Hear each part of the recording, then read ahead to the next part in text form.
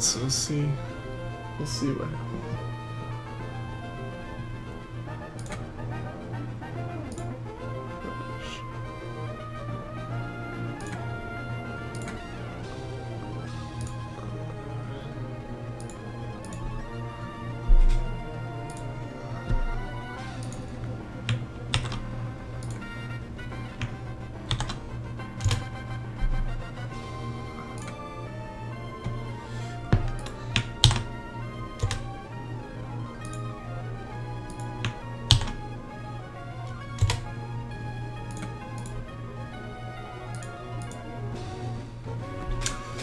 What's up, guys? Welcome to the stream.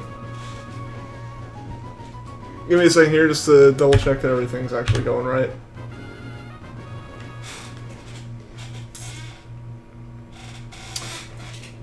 Alright, so I think we ended right before doing a save reset last time, so I'm just going to do one here, and then we'll quickly restart the game and get right into it. Have I gotten my shiny Tapu Koko yet? I actually have Morphine. I've gotten it for Sun and Moon, and I think I'm actually about to reset my Moon save and get a third one.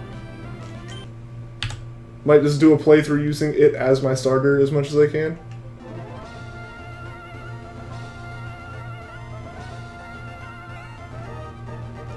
Been a short while. It has. Alright, so we're just going to go ahead and try to start the stream with a...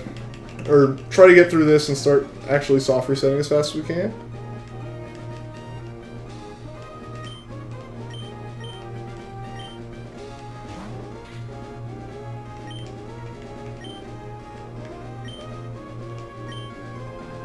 Level 60 starter. Yeah, I mean, it may just ignore me a bit, but it should wipe everything and be a bit more entertaining than just doing another playthrough.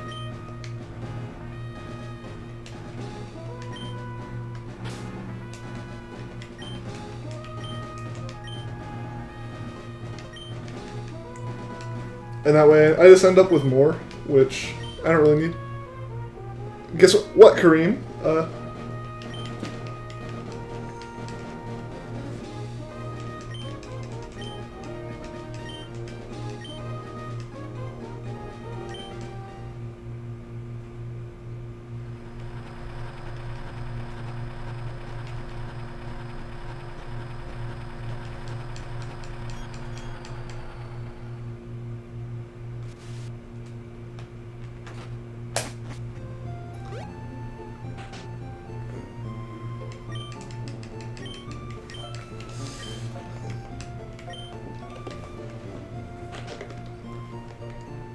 You got a shiny Numel yesterday in Pokémon Ruby. That's awesome, Kareem.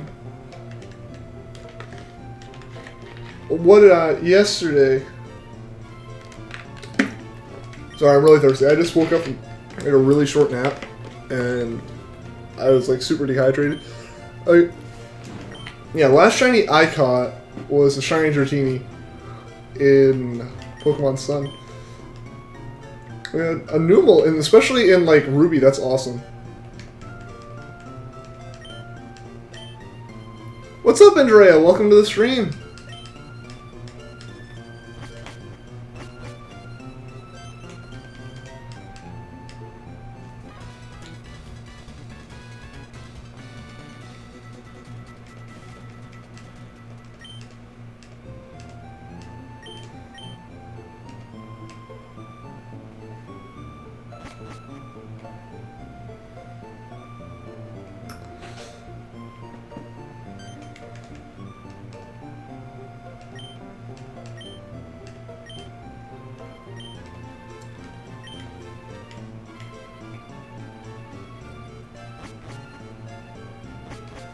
So hopefully we can actually get to number 3,000 tonight, which would be pretty awesome.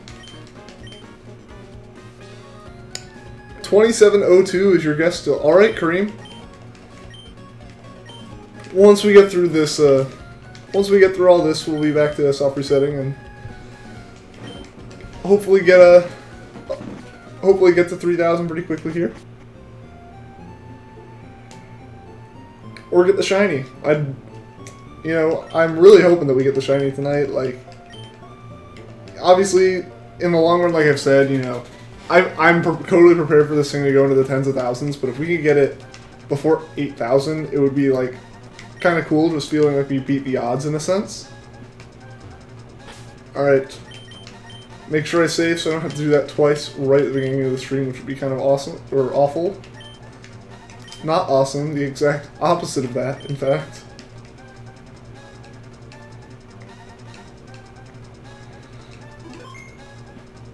Alright, so now we're ready to actually get the stream underway here.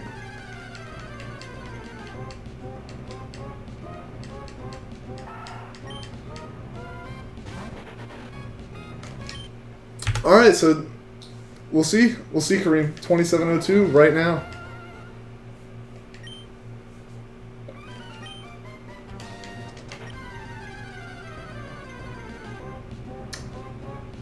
That'd be kind of amazing to get this immediately, like right at the beginning of the stream, so we have some time to mess around with it and get a leaf green going. But unfortunately, 2702 wasn't shiny, so we're gonna keep going here.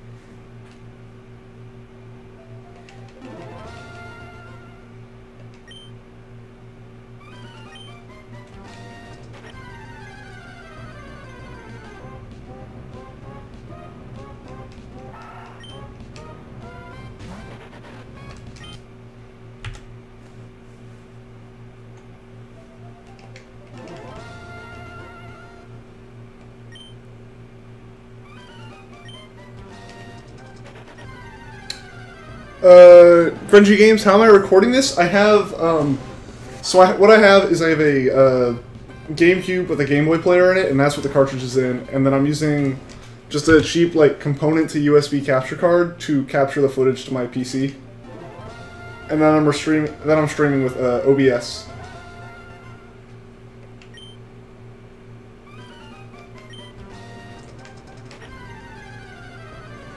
So I am running on a legit cartridge instead of doing this through an emulator. Mainly because I want to be able to trade these Pokemon up to the newer games once I get them and do a playthrough of Emerald.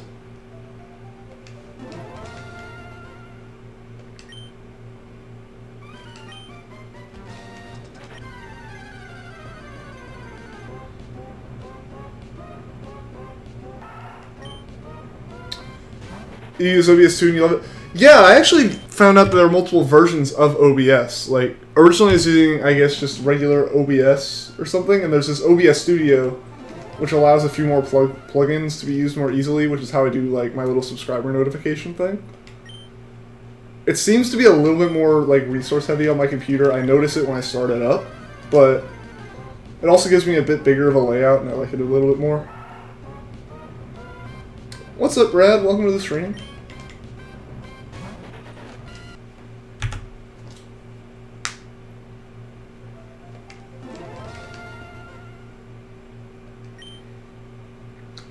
Yeah, Classic and Studio. Apparently, I didn't know Studio was a thing, or that there really was two different versions, so I originally was using Classic, but then when I started looking into doing the little subscriber notification stuff, it was like, oh, you know, here's all these different steps for extracting it and all this for Classic, which I was going to be okay with doing. And it's like, oh, if you use Studio, it's just add a web browser plugin, and it's super easy.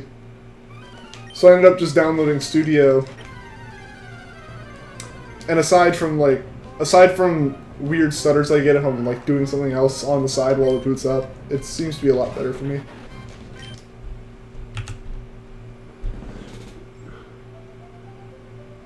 Alright, Kareem, see you in a bit. You're hunting for shiny Ralts. Good luck, Amit. I really want to get shiny Ralts at some point. I haven't gotten it because I've only really done shiny hunts in Moon before this Emerald hunt, or in Sun before this Emerald hunt. And Ralts isn't in those games, so I can't get it without trading up eggs and stuff, which I could do. I just haven't done yet. But that is a hunt that I definitely want to do at some point.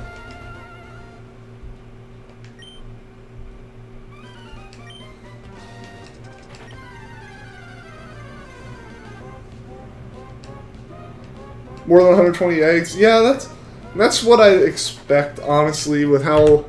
Even with Masuda method, it's taken me hundreds of eggs to get Pokemon before.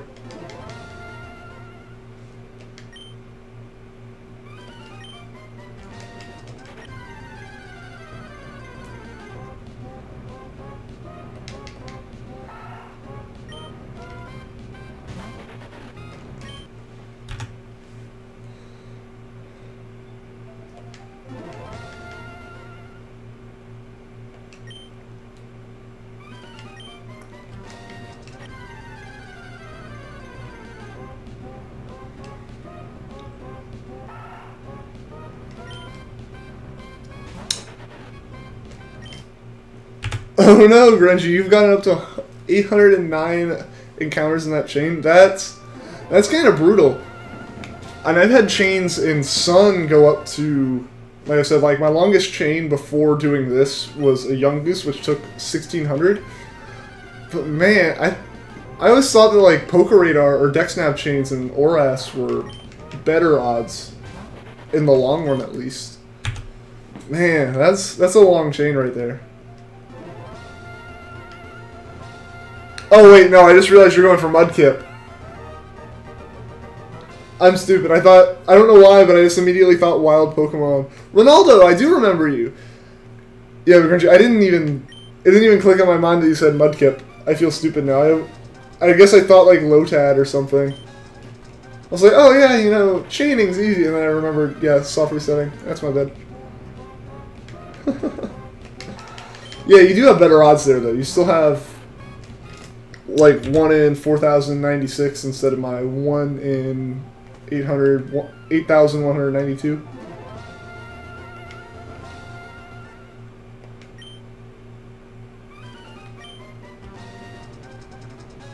Yeah, 1,600 and your longest about EV. Yeah, for SOS. It was insane because when you think about it, the odds are about 1 in 600 during that span that you have the increased odds, assuming you also have a shiny charm and stuff, which I did.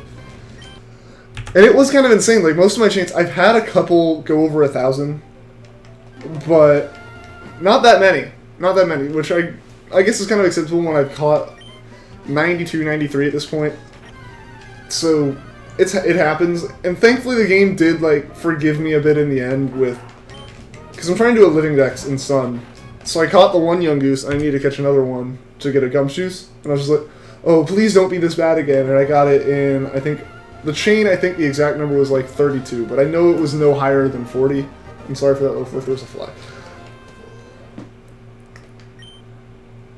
I've had a couple get close though, like that 900. That's about normal for me. If I tried to average stuff out, it'd probably be somewhere between like 700 and 900.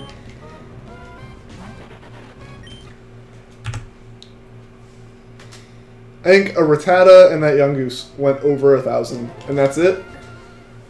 And I've actually had a good number of chains happen in less than 70. Like, I've had a lot happen before that odds increase happens from the SOS chaining.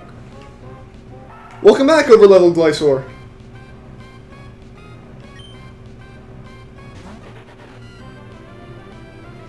You had the shiny charm, but restarted in Sun, and now you don't. But you've been lucky and gotten them all in under 300.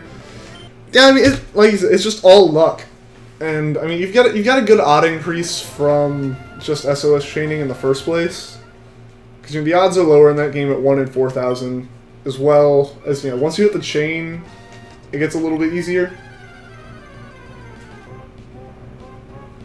What's up, Jose? Welcome to the stream.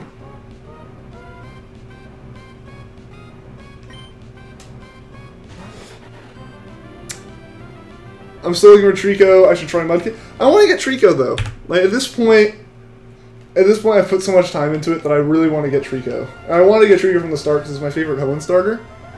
You're not playing Black 2 version. Alright, alright. You got 4. You got 3 shiny Magikarps in an hour. That's nice, nice. The closest I've gotten to that is like 3 shinies in a day. I don't think they happen that fast either. Yep. Yep, still no shiny Zigzagoon yet, so we haven't even found a shiny frame of any kind yet. It was an Alpha Sapphire? Awesome.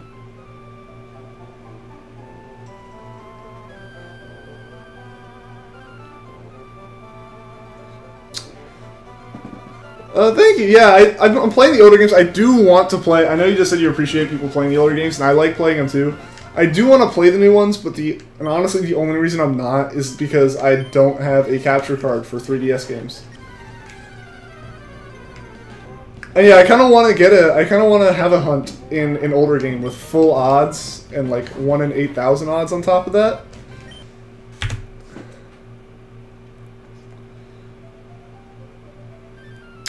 Your last shiny was an Alolan Meowth in 149 encounters. Nice, Grungy Games. Nice. 2759 your guess today. Alright, alright. We'll see.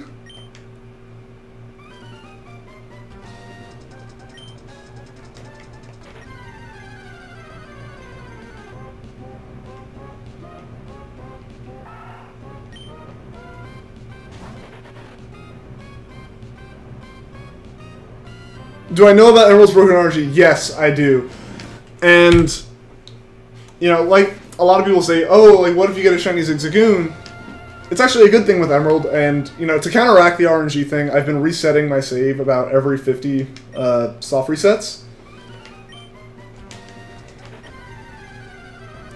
But yeah, so like when people are like, oh, what if you get a shiny Zigzagoon? It's just, I kind of like point out that it's actually a good thing in Emerald because it means you're really close to getting a shiny starter because you know you have a shiny frame right then. I ran from a shiny? I don't think I did. You'd be down for subscribing if I plan on doing more shiny hunts in these games. Yes, I definitely plan on doing some more hunts in Emerald for sure, and I'm probably going to do some in Leaf Green as well. Like, my plan is, Leaf Green's basically my only other Game Boy game that I have right now that I can hunt shinies in. I lost my Fire Red and Sapphire cartridges, and I don't have any Gen 2 in the first place. But yeah, so basically the plan is, if I find this one early enough in a stream to like continue hunting for something else, I'm going to do Leaf Green. But yeah, I'm definitely going to be going after shiny legendaries and stuff in this Emerald cartridge, mostly because they're shiny locked in Oras, and I want to have like shiny Rayquaza, and I missed the event. I ran from a shiny? I don't think I did, Ronaldo. Alright, see you later, Grungy Games. Thanks for tuning into the stream.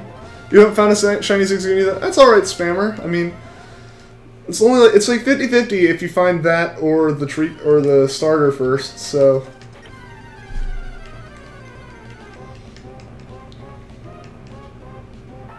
Alright, see you later, Ronaldo. Thanks for tuning into the stream.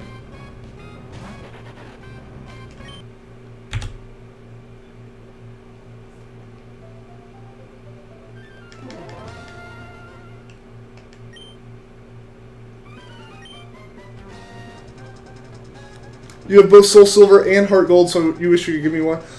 I actually have a friend who's offered to sell me their Soul Silver. I just have to get a paycheck first and actually have money to pay him for it. But yeah, when I point out like I don't have any Gen 2 to hunt in, that's just because I don't have a like actual copy of Gold, Silver, or Crystal. Just because, you know, they're not, you can't get them, or I don't know what I meant. Just because those are the only other types of games you can plug in. Like, you can only plug in Game Boy Advance and Game Boy games.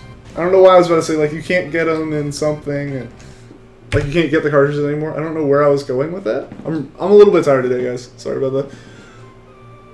You're shiny hunting for a Ghastly and Moon. Good luck with that one, Spammer.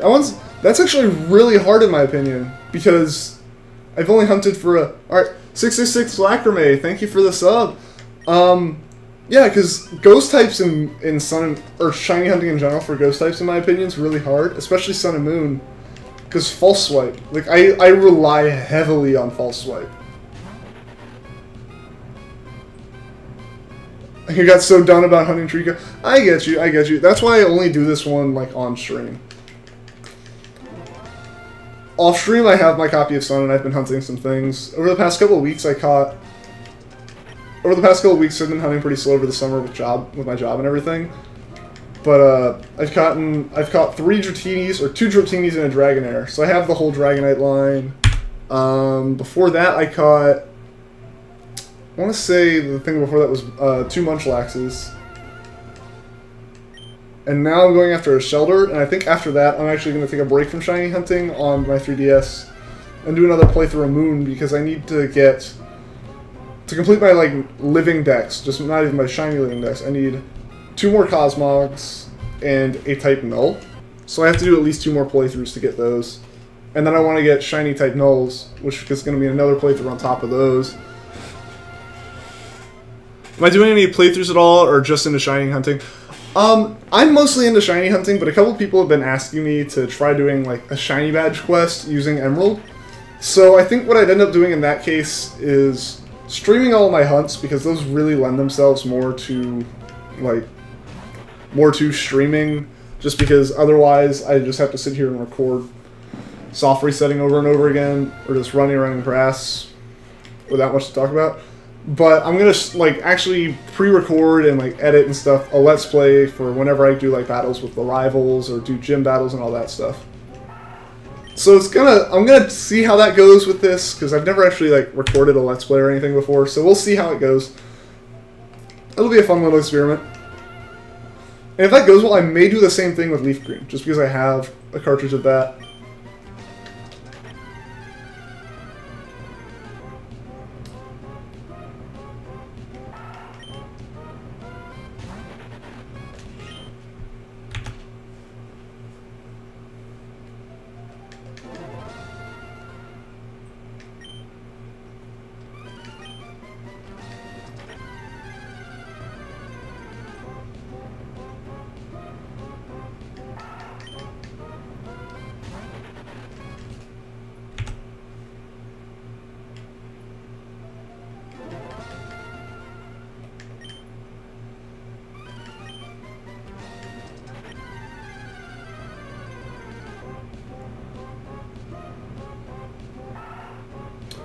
You need a Smeargle with smoke, so if you don't, Ghastly easily use Curse and it'll kill itself. Ooh, yeah, I didn't even think about Ghastly having Curse. The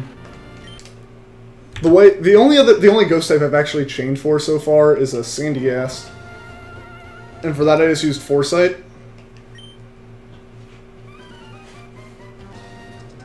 Oh, Feebas in these games.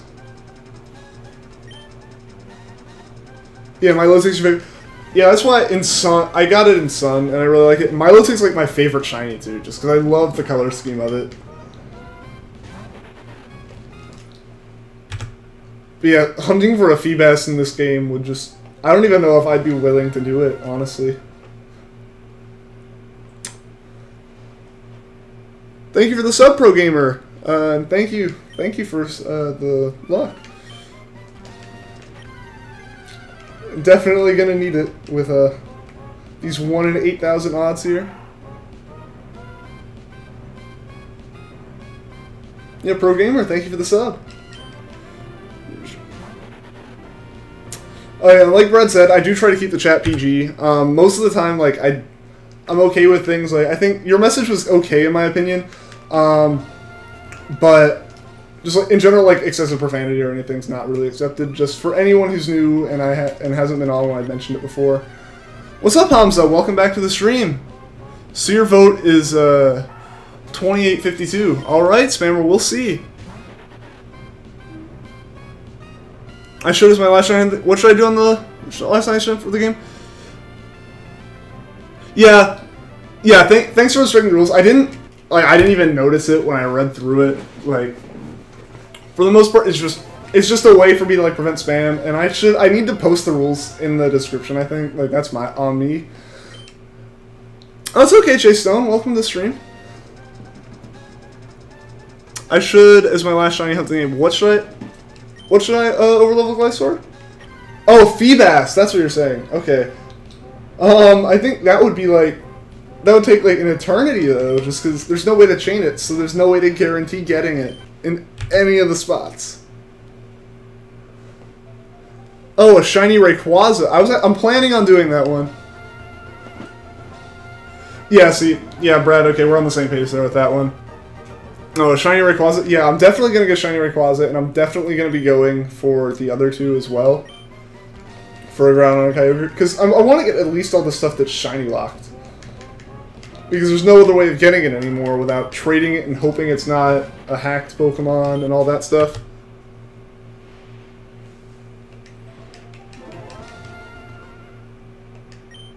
Shiny Kyogre? Yeah, I definitely want to get one of those. Definitely want to get one. And a Groudon.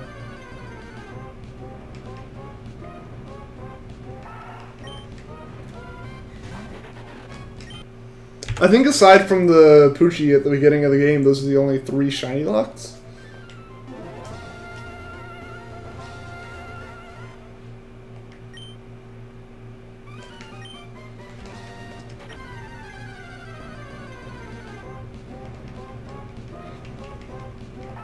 So I definitely want to get those, and I'll probably end up going for like the Reggie trio in this as well, just to have some more fun with it.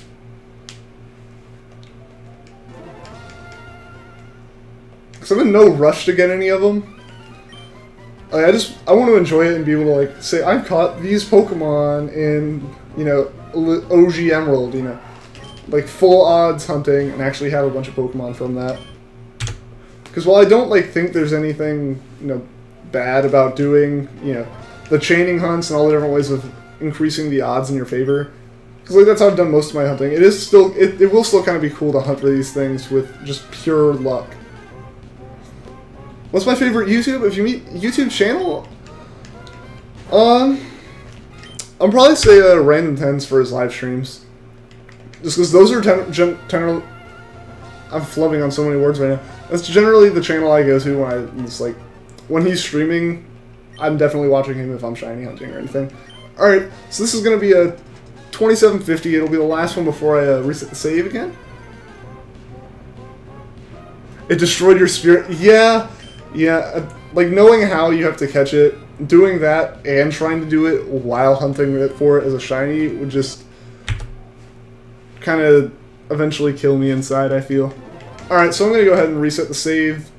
For anyone that doesn't know, this is because Emerald has messed up RNG, where normally, like when you soft reset, it generates this random number that it uses to build the personality ID of Pokemon, and it uses that number along with your trainer ID to determine the personality values of the Pokemon and whether it's shiny or not.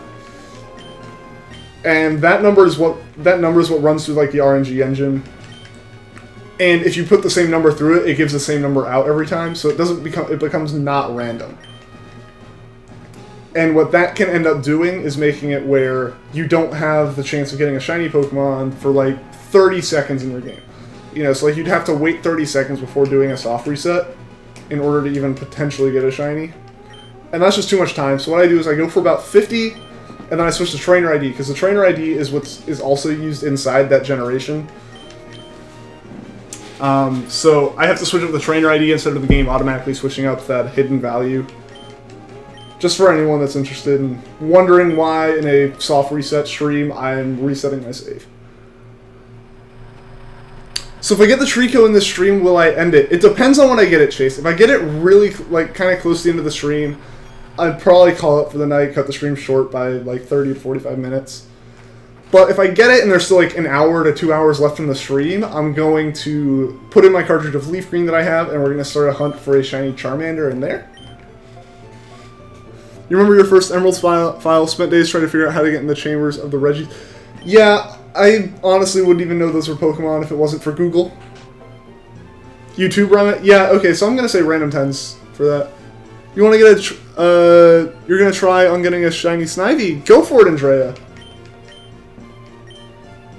Yeah, definitely be worth it. Any shiny would be worth it in my opinion, just like have that and be like... Because how many people actually... these are the wrong stairs to do that on. Whoops.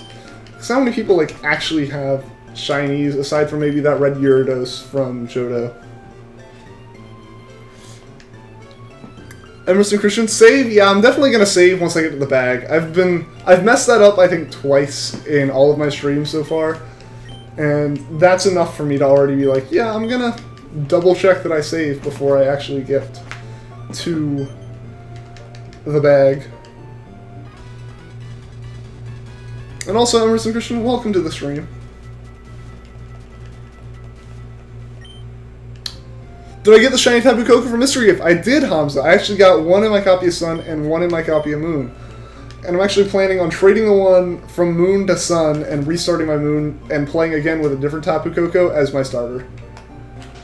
Just because I think it'd be fun to walk through the whole game with a level 60 Tapu. Even if it doesn't listen to me until, like, almost halfway through, it's all good.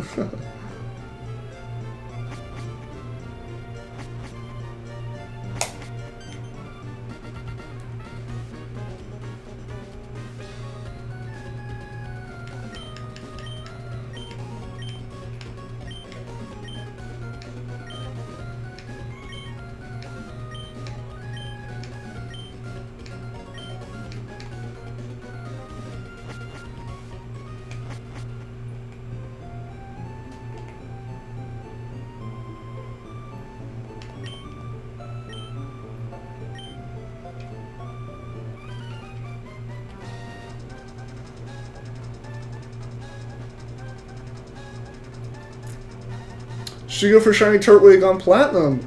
I mean, if you have a if you're either going to be doing it through soft resetting or breeding, if Turtwig's the Pokemon you want, then go for it, man.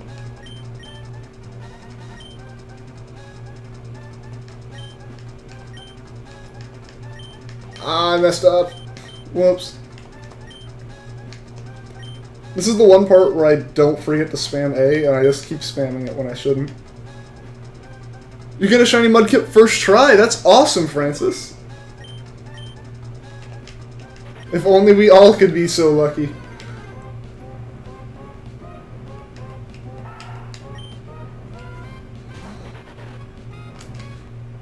Alright, so we're back to just normal soft resetting for a little bit now.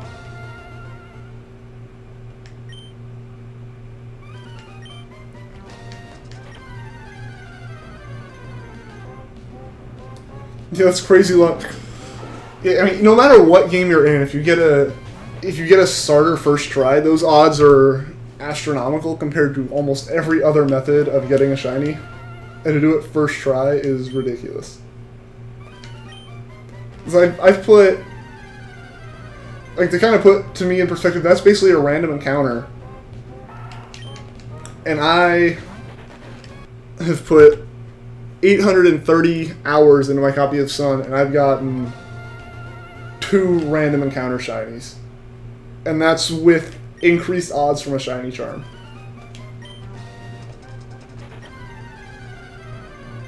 Who should you get? Charmander, Bulbasaur, or Squirtle? I'm biased towards Squirtle, which is kind of actually why I'm not planning on doing it, because I've done every playthrough of Kanto ever with a Squirtle. So I'm mixing it up with why I'm choosing Charmander.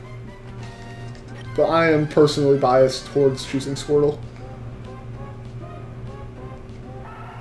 You never even tried for a shiny Feebas, couldn't even get a regular one? I get that. Because it's so hard to get in Gen 3.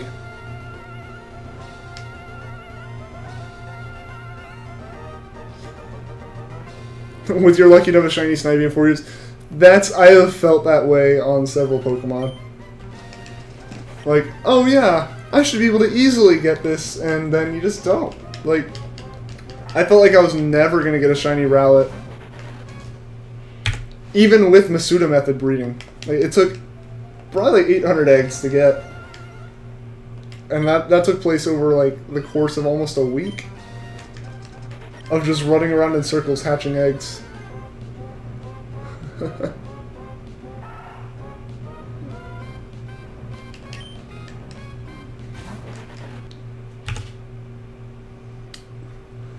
Oh, you forgot to save? Oh no! Oh no!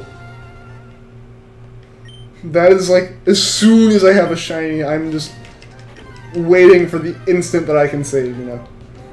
as soon as I've left the battle, it's, you know, nicknamed or not. As soon as I'm back out of the battle, it's like, nope, I'm saving now.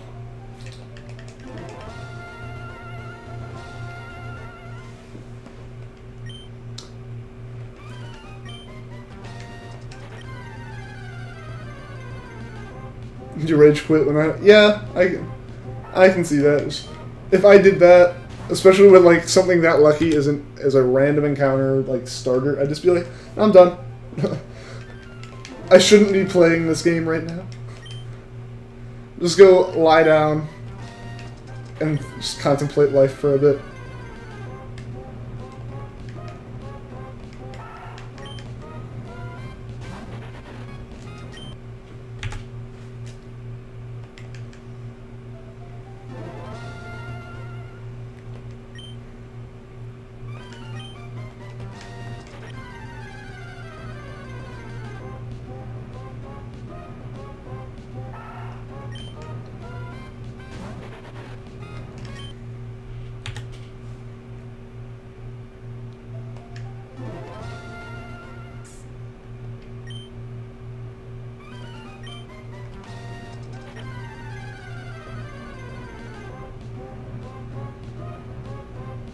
You got a shiny roll, so you encounter something. I think. Okay, well, yeah.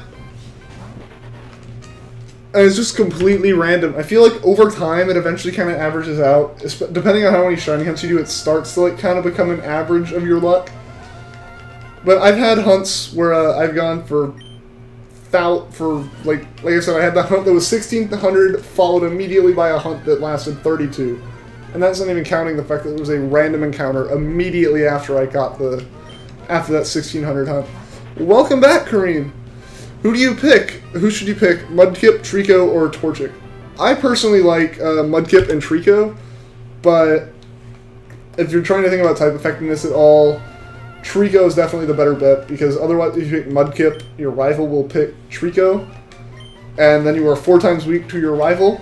Granted, you're not weak to many other things, but like, I always had issues with rival battles when I chose Mudkip.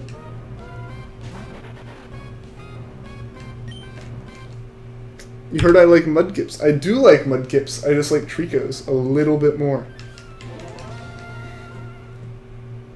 If I do get a 3DS capture card, though, I may hunt for like a Mudkip shiny at the beginning in that one, just for the fun of it, and so that I can get another.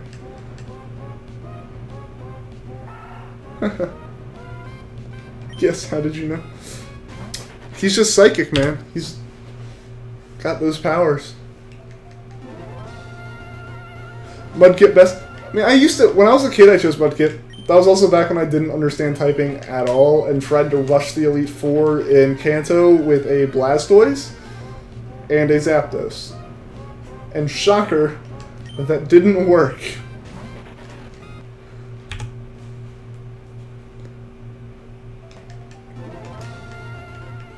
I always, like when I was a kid, I always thought super effective and not very effective were like random things that happened. I didn't think they were, I didn't even know like typing was really a thing beyond the look at the Pokemon and what the name of the move was. Can't help stupid, Ian. I mean, yeah, we've realized this.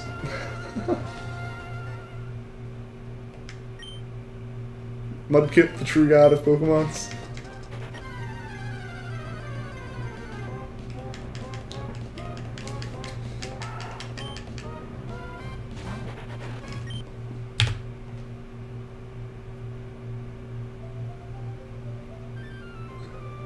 Not so you don't like Mudkips.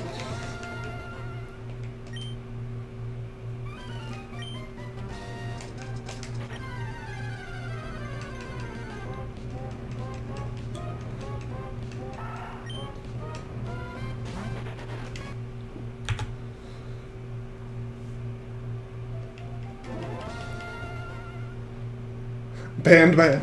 Whoa there. Whoa. I'm gonna end up banned from my own stream here, guys. It's a mutiny.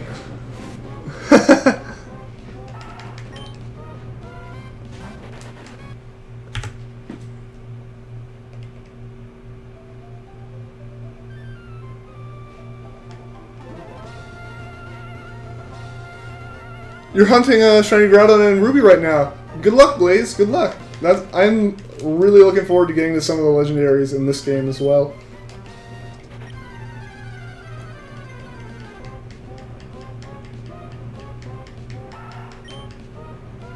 Just want welcome to the stream, the Furcorn clan. Sorry about weirdly flubbing on that, but welcome to the stream nonetheless.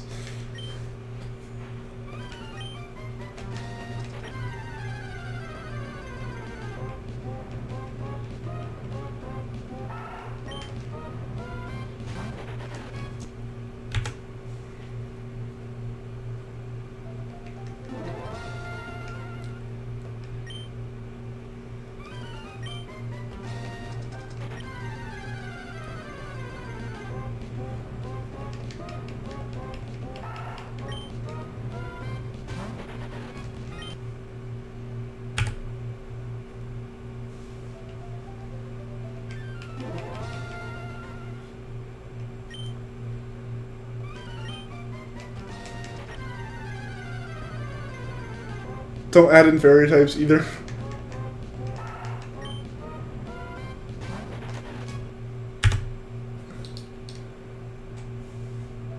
You prefer grass types more? I get that. I've always had a preference for grass and water types over fire types. Like, I don't know why that is, but it's why I chose Squirtle in Fire Red when I first played it. It's why I chose Mudkip when I did my first playthroughs in Gen 3. It's why I ended up deciding Treecko would be the better option when I had to go with one of the two when I realized Mudkip wasn't as type effective. What else was... Yeah, then Rowlet's my favorite Pokemon of all time. Milotic's my favorite shiny of all time. Grass and water just seem to be the ones that I tend to gravitate towards. How long do you think it'll take me for me to get it? I'm not actually sure, man. It's gonna be the odds are 1 in 8,192. And I've seen people get it super quick. There's a guy who's on the stream who got it in 112 one time. Then there are people like Candy Eevee who took 40,000 to get a shiny Treecko. And I'm prepared to go that long, but I'm kind of hoping that I get it soon. Prefer fire types? I mean, that's everyone's personal opinions there. I mean, I don't know why I prefer grass and water, but I always tend to choose those. I actually haven't chosen a fire starter for any playthrough that I've actually completed. What's up, Jessica Bailey? Welcome back to the stream. Linkmaster, welcome to the stream. Alright, see you later, Francis. Thanks for tuning into the stream.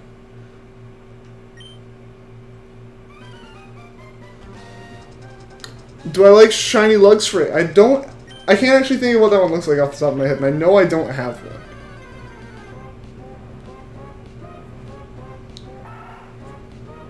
You're new to the stream? Alright, welcome. Welcome, Scaff. Shiny Victini, welcome. Alright, see you, Francis.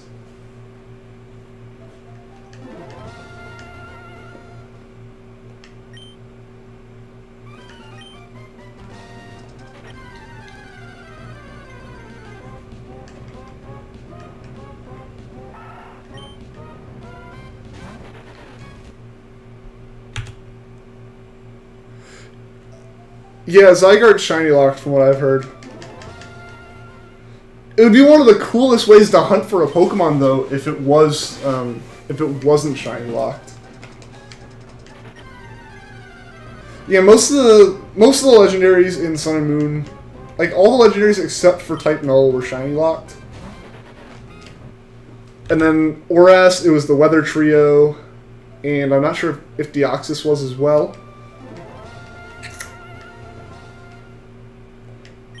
What's my favorite Pokemon? My favorite Pokemon is Rowlet. As soon as the stuff for Sun and Moon came out and all the promotional stuff started rolling out and Game Freak started releasing things, as soon as I saw Rowlet, I knew that I was choosing it for a starter, and then... So I had that bond going when I picked it out as a starter for Sun, and then using Pokemon Refresh with it, I just instantly kind of fell in love. Have I tried Pokemon Brick Bronze or Roblox? I haven't actually tried many ROM hacks. There's only been one that I've actually used, and I didn't end up completing it, and it was so long ago I don't even remember the name. What's my favorite shiny Pokemon? My favorite shiny Pokemon is Milotic. Because I really like Milotic's design beforehand, and kind of like the interesting ways that you had to evolve it, and just the difficulty of getting it in Gen 3. But the shiny form changed the colors to a color scheme that I really like, that blue and gold. It just looks so nice in my opinion, and so that's probably why it's my favorite shiny. See you later, Link Master.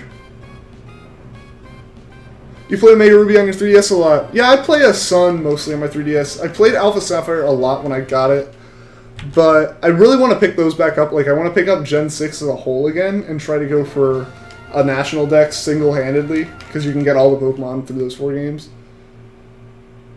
Have I tried Pokemon Brick Bronze? Like I said, I haven't tried it yet. I've actually been told by a few people that I should try it. So I'm definitely going to look into it at some point. It's a Roblox game, not a ROM hack. Oh, okay. Yeah, people were just saying Brick Bronze, and I was like, I guess I can check it out, and I assumed from the name that it was just a ROM hack. How many shinies have I ever caught? I've caught 93 shinies, I think. I think I counted 92, and then I caught a Dratini, I want to say, yesterday. Yeah, I caught a Dratini yesterday. I'm not counting the shiny Tapu Koko I got through the new event, but if I count that, I think it's a 94.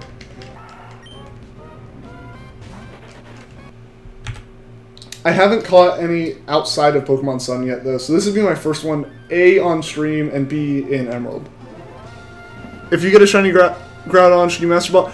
I mean, it depends on how ready you are to, like, hunt for it otherwise, like if you have paralyzing, like, status effects and everything. Because otherwise it's really risky. Because I try to catch most of my legendaries in regular Pokeballs, just because I like to catch everything in a Pokeball for more challenge, but I don't know if I'd probably break that for a shiny legendary and at least use Ultra Balls. So I think Grovyle is the best, and why yes. I mean, Sceptile is the best. You really want a Game Boy Advance so you can play Fire Red or Leaf Green? Yeah, I've really enjoyed it. Because Fire Red was my first game, and I lost the cartridge, but it's also... I also picked that one back up in high school on my phone on an emulator and played through it. But yeah, they're really good games. Because they fix a lot of the issues that original, like, Gen 1 games had. But they still, are in Kanto and they have all of the original story. You can play Game Boy games on the original 3DS. Yeah, but, like, if you don't have an original DS, it's cheaper to just get it like a Game Boy, I think. I haven't actually looked at... Yeah, 93 shinies. It's because I have, like, over 800 hours in my copy of Moon. Basically, as soon as I beat the story in Sun, which I picked up on release day, I haven't stopped playing it. Lester Elias, I do remember you. What's my favorite event Pokemon?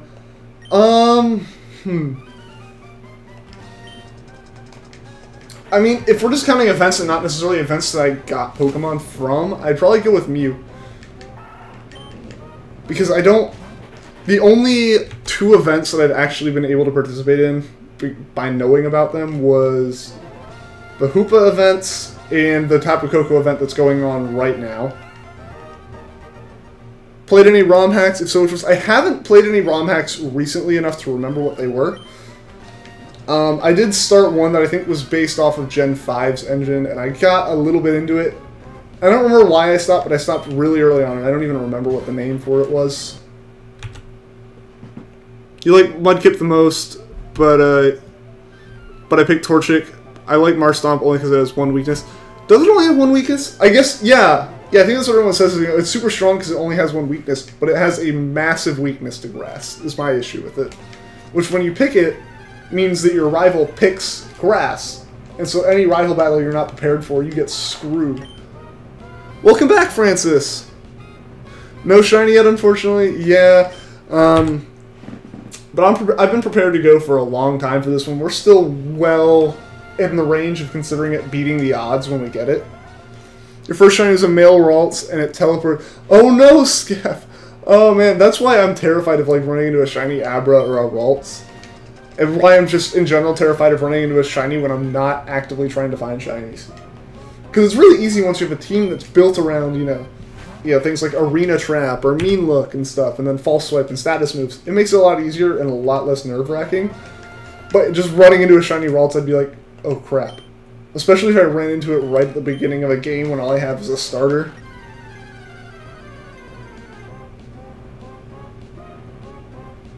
What Pokemon game did I like the least? Huh, that's a good one. So I don't have that much like knowledge in terms of Pokemon games to have played, because I never played Gen 2 or Gen 5, and I haven't fully beaten Gen 4 because of like when I had it, my DS got broken, and I never got back into playing it until really recently, so I'm like halfway through a playthrough. But I had to say a least favorite as far as... I mean, I know this might get a lot of hate, but this is just because of when I picked up the games and stuff. But Pokemon Yellow, while I really enjoy the game, it's slow. There's no running, there's all this stuff. It's just slow. Like, it's not that I don't like the game, it's just... It's an older game, there's issues that it has. So, I mean, I don't really have, like, one that I don't like. It's just... You know, either Pokemon Yellow, just because of the mechanics being slow, or when I played through Pearl. Like, when I played through Pearl, it was weird. I don't remember much of it, and I never actually ended up beating it, so there's not, like, a success in my mind with it. Yeah, find a Pokemon that's not with your rest. It definitely is the solution to it. It's just... I always end up way over-leveling my starter by accident. And preventing myself from, like, ending up in a situation like that, it's easier to just pick Treecko. And I really like Treecko, so it wasn't like I was forcing myself in any way. As you can see, I'm sitting here hunting for a Treecko. Because at this point, yeah, I do that. I just get a Pokemon not weak to grass and use it. Your thoughts about the new Pokemon movie? I'm excited to see... I'm excited for it. I haven't actually watched, like, the anime all the way through, and the last time I watched one of the movies was probably at least... Definitely, like, over 10 years ago. Yeah, Yellow, you like... It's my opinion. Yeah, okay, yeah. I mean, my issue isn't, like, the game itself. It's not, like, it's a stupid game or anything. Obviously not. It's, you know... It's part of Gen 1, and it's the first, like, definitive edition type game, essentially. But they're just slow. There's a lot of issues that Gen 1 had in general. And I haven't finished it yet on a playthrough, but I've played a good bit, and it's just... It feels kind of tedious not being able to run. Like, that's my only real issue, is it just feels really slow, because there's a lot of normal walking. What's my favorite Pokemon ROM hack? I haven't actually played through a ROM hack recently, and I've only even started one. And I don't even remember the name of it, so I really don't have an opinion on ROM hacks. Alright, see you later, Jessica. Thanks for tuning into the stream. Yeah, later games fix past mistakes, for sure, and that's why even, Shiny Victini, thank you for the sub. Yeah, that's why even with, like, playing Omega... I played Alpha Sapphire before I bought Y, and even going back just at, like, same generation, but just, like, half a step back, essentially, was enough for me to be like, this feels a little clunky. And I don't have as much of an issue with it now. But yeah, even going back to, like, Gen 4, it just feels weird going backwards instead of forwards, like, losing features that you're so used to being in the games now. Yoshi Bros Gaming, thank you for the sub.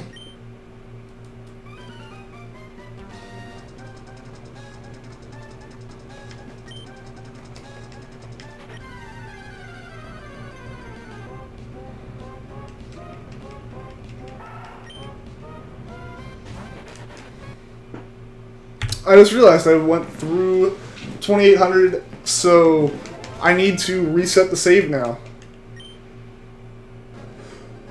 Who else is my favorite Pokemon? So aside from Rowlet, that's a tough one actually, because I just go, oh, Rowlet's my favorite now.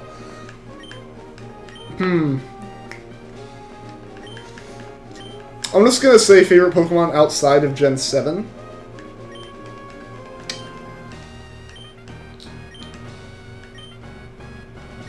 And probably say Ralt, actually. Ralt is one of my favorite Pokemon. Yeah, it's new game time, right? Yeah, I missed it. I just sometimes ramble through that. Generally, I catch it pretty quickly. I haven't, like, accidentally gone to, like, the next one or anything. Jessica Tubner, thank you for the sub.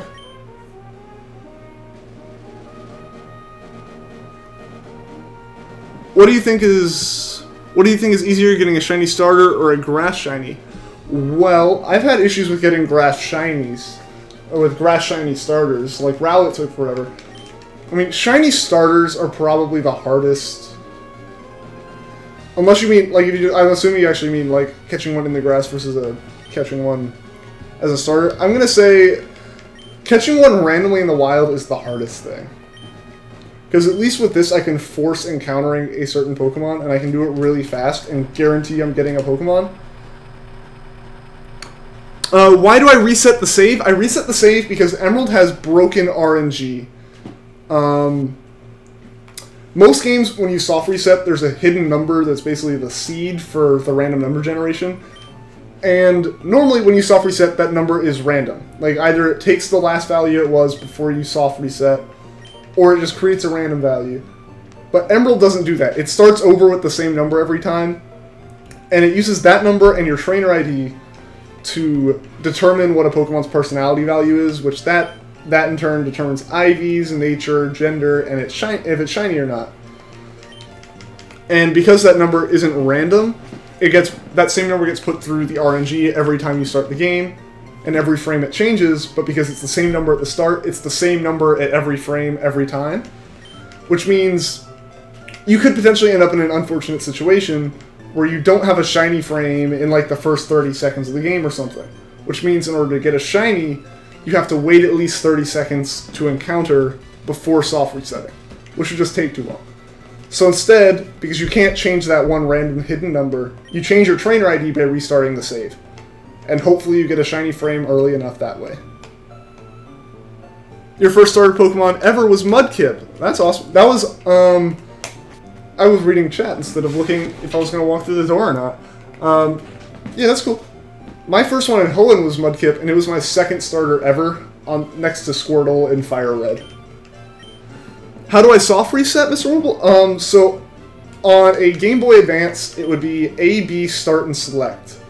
So I'm using a Game Boy, or a GameCube with a Game Boy player hooked up, so I have a GameCube controller, and what I do is I hit A, B, Y, and start all together. That's how I soft reset. But every Pokemon game has a set of buttons that just push you back to the start menu. Alright, see you later, Francis. Thanks for tuning into the stream. Oh no, Kareem. I'm so sorry to hear that. But hey, I mean, life goes on. Things get better. Rip Kareem, yep.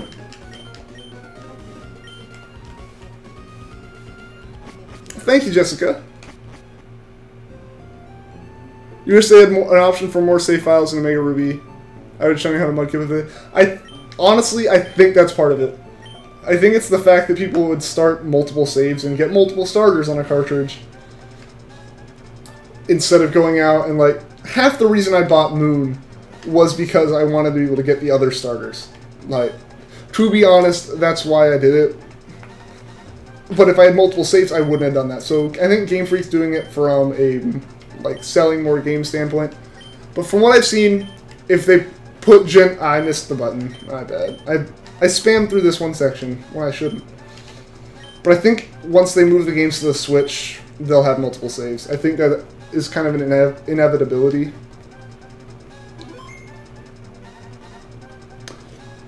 If I need a different controller at any point, let me know. I actually, yeah, I found one of the ones you gave me was actually really good. The one I was using before would get stuck all the time. You chose to buy Sun instead of Moon. I bought Sun first. I bought Sun, and then, like, on release day, and then over Christmas break, I bought Moon. Thank you, Miss Mindless Enigma.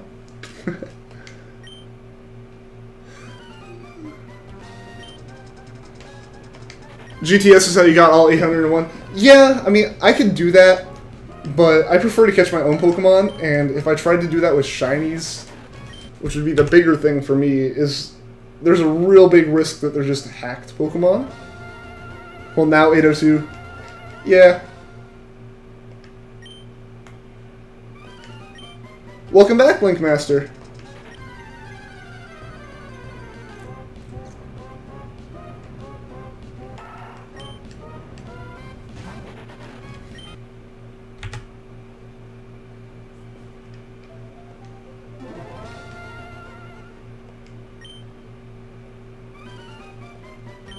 You kind of wish you'd gotten Moon 2 just so you know another playthrough. That's what I've been using Moon for a lot, is like doing at least partial playthroughs to get things. Like, I needed a Japanese Ditto for Masuda Method, so played through Moon until I got to Mount Hokulani in Japanese. But now I'm going to go back, and actually I think as soon as I get... excuse me. As soon as I get through my next shiny hunt on Sun, I'm going to be going back through Moon and doing a complete playthrough. Because I need a Cosmog and a Type Null, as well as then another Cosmog and Type Null, or another Cosmog to complete my living dex, and a Type Null to soft reset on to get a shiny. How mad would I be if the Zigzagoon that I got was shiny? I actually wouldn't be too mad for Corn Planet. It's not as bad in Emerald as it is in literally every other game, because the same reason that I'm going to answer another question before I forget this. Why is previous capture blank? This is actually my first stream to hunt Scath, so that will change to Treecko as soon as I get a shiny Treecko and I start hunting something else. But back to the question on Zigzagoon. It wouldn't be bad because Emerald has messed up RNG where it's the same frame as a shiny frame every time you soft reset unless you reset your save.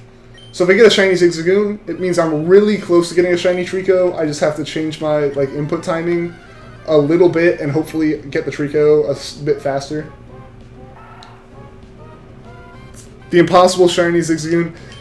Yeah, I mean, any other game besides Emerald, and it would be awful. Because it's just like, haha, you almost had a shiny. What days do I stream? I stream on Mondays, Thursdays, and Saturdays from 7 to 10 p.m. Eastern Time. Yeah, I haven't caught anything. That is exactly why there's nothing in the previous section. Because, unfortunately, I haven't gotten the shiny Treecko yet. But as soon as I do, Treecko will move over there, and the new Pokemon, which will probably be Charmander, will pop up as currently hunting. What's up, Robot? Welcome back to the stream. Can you get a shout-out, Linkmaster? Well, Linkmaster, welcome to the stream.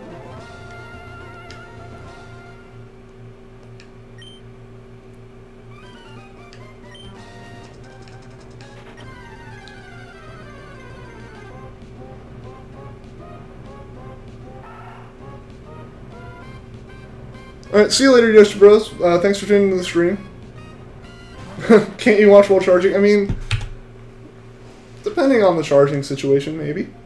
I've actually had issues where my phone will, if I'm not plugged into certain chargers, if I'm plugged into some... half the time I charge off one of my monitor's USB plugs. If I'm doing that, I can't use my phone if I wanted to actually go up in battery. Do I play Pokemon Ruby? I don't actually have a cartridge of Ruby. I have Emerald, and I have a cartridge of Sapphire somewhere. I've lost it, but I know it's in this house somewhere. But good luck with the Elite Four. It can be pretty tough.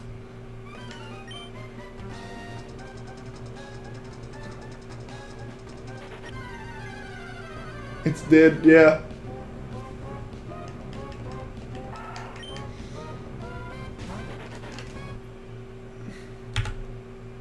Play Emerald for free on your Kindle all the time? Yeah, emulators are great. That's how I played Fire Red at one point. Because I own the same situations as Sapphire I have with Fire Red, where, it's gone. I don't know where it is. It should be in this house somewhere, but it's just gone now. And, so I decided to play it with an emulator and loved it. Flooper Squid, thank you for the sub. Oh, I almost started battling the Zigzagoon that time. Elite Four is easy, but the champion is at a level advantage. Yeah, unless you grind a lot, like the champion's going to have an advantage on you. What type of phone do I have? I have a Google Pixel. And like, it's not the phone that has the issue when I'm charging. It's when I plug it into like my monitor has some USB plugs on them, and I don't think they actually have enough amperage to charge it. You used to play Emerald on your tablet, and then you mess with something.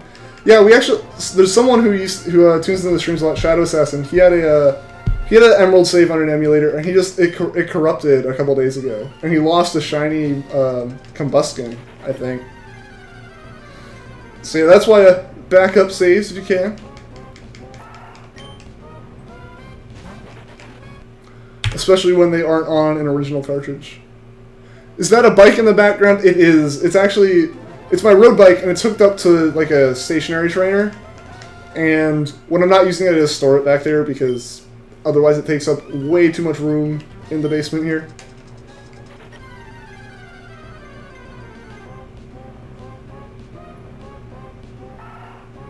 Even though you got it for free, it's really good. Yeah, I mean, most of the time when you find ROMs, it's not like you're paying for them. Hopefully you're not paying for them.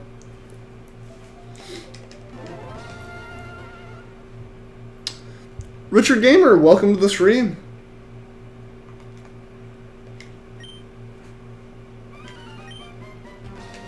Everybody drop a like for Shiny Luck. Yeah, the more the Shiny Treecko knows he will be appreciated when he arrives, the quicker he will arrive.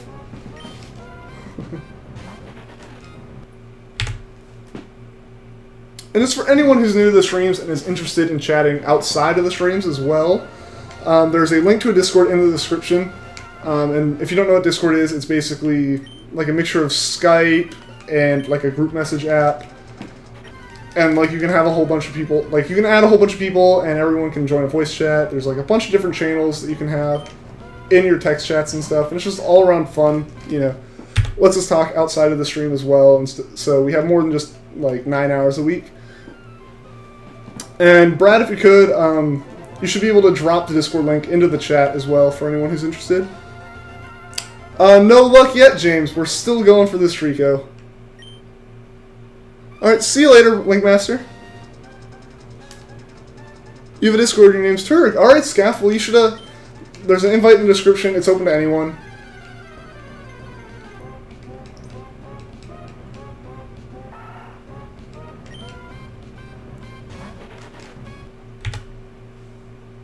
Always forget when I like. Thank you guys. Thanks to everyone who's liked and subscribed. It means a lot to me.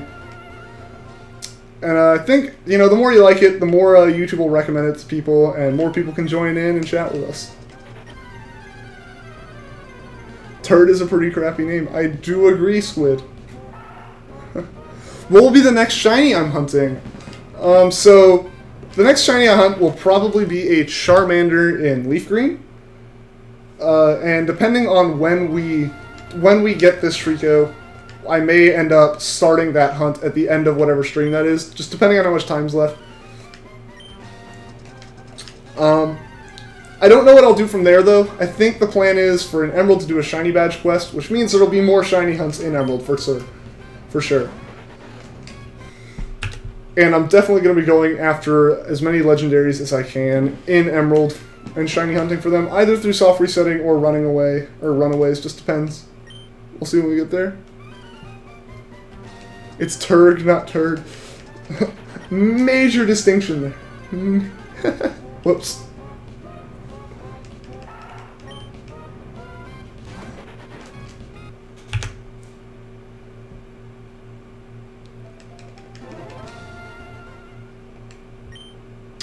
Guess you misheard.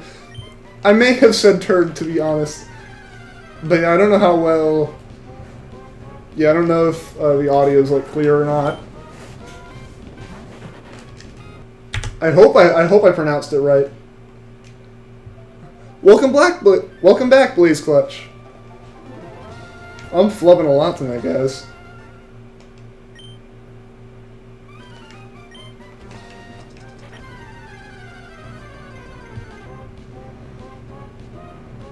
The audio sounds fine. Alright. I haven't actually like asked anyone if the audio's good in any of these streams. I think the only time I've ever mentioned is like when I started my first one. I was like, okay, guys, can you hear me? I think that's all I've ever asked. Audio's good, awesome. Do I play Fire Red? I haven't in a while. I have a copy of Leaf Green, but I haven't really started it. And I used to have a Fire Red cartridge. This is actually the first Pokemon game I ever played. But unfortunately, I've lost it somewhere. So I haven't been able to play it since. I did play it on an emulator, though. But that emulator was on a phone I don't even have anymore, so that's gone as well.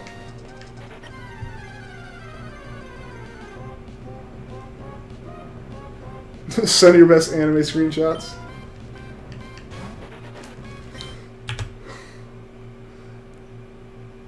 Emerald's the earliest Pokemon game we played. Alright, that's actually still pretty old in terms of what I think a lot of the people who play Pokemon have played. Because, you know, at this point, what, Emerald is over 10 years old.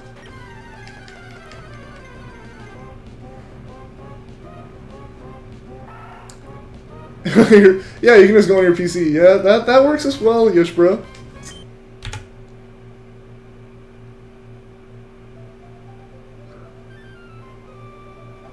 You like playing the games on your phone? Yeah, I mean, it's easier, especially when you already have a phone in your pocket.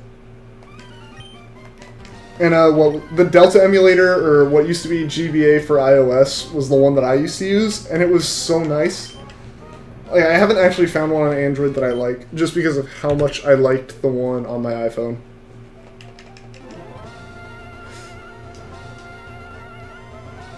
Gen 4 is the first game, and it was Platinum, you rented it. Alright. Yeah, Gen 4 was good. It was the second generation I played, obviously. It came out right after 3. But I haven't actually beaten Gen 4, just because I had Pearl, and I played a lot of it, but unfortunately, like, my DS broke before I was able to finish it, and I just kind of lost interest in Pokemon for a while, so I never had any, like, drive to get back into it until I started college. And then I got Alpha Sapphire, and I played that instead.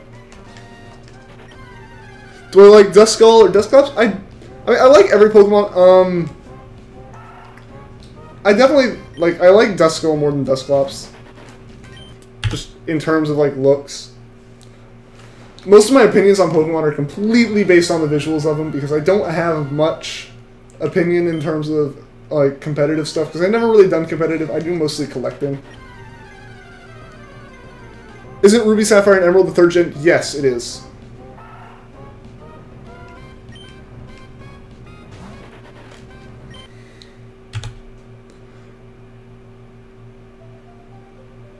You want to start another game, but Gen 2 games require a lot of commanding? Yeah, I mean, I think a lot of the earlier games had a bit of an issue with, like, slow pacing and stuff. But that's just kind of turned into people being upset with how hand-holdy the new games are. But I I over-level my Pokemon so much anyways. Because until, like, over halfway through the game, I tend to keep my Pokemon, like, double the level of the highest wild Pokemon I've encountered, which eventually just becomes too hard to do. What's my least favorite Pokemon? Yours is Heatmore. Least favorite Pokemon. That's a tough one. There's so many to choose, and I feel like a lot of this is going to come down to which ones are forgettable for me. Which means I've forgotten them. I'm going to limit this to Gen 7, just because it's the one that I can think of at least most of the Pokedex off the top of my head. And I'm going to say a Dewpider. Like, a lot of people like it. I just really don't like its design too much. And then the Shiny's not that great in my opinion either. Like, I've caught it and I've gotten Araquanid as well, Shiny. But I just don't... The design was kind of like, oh, neat when I saw it, but it just never really clicked with me.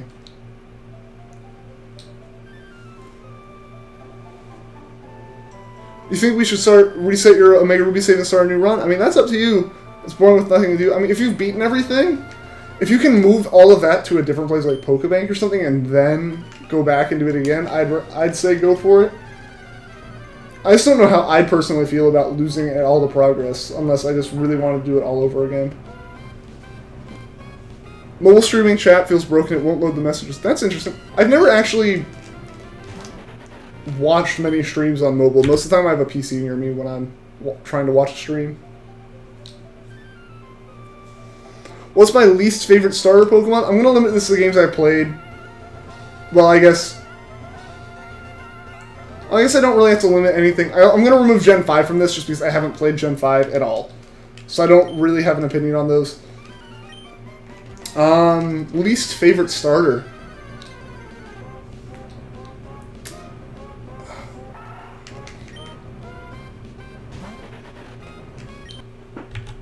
That's really hard to think of, honestly.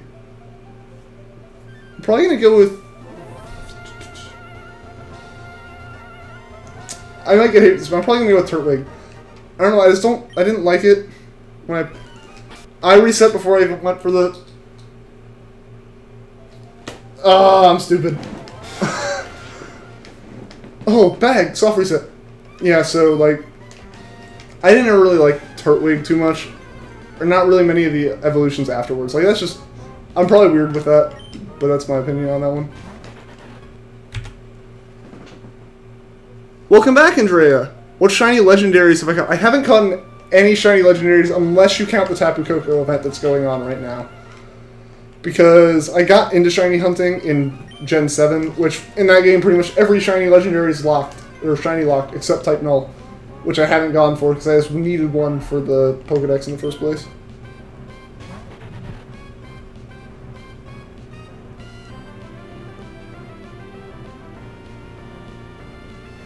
You traded a level 100 shiny Sylveon for a Palkia, and then traded that Palkia for a level 100 shiny Yveltal. That's nice.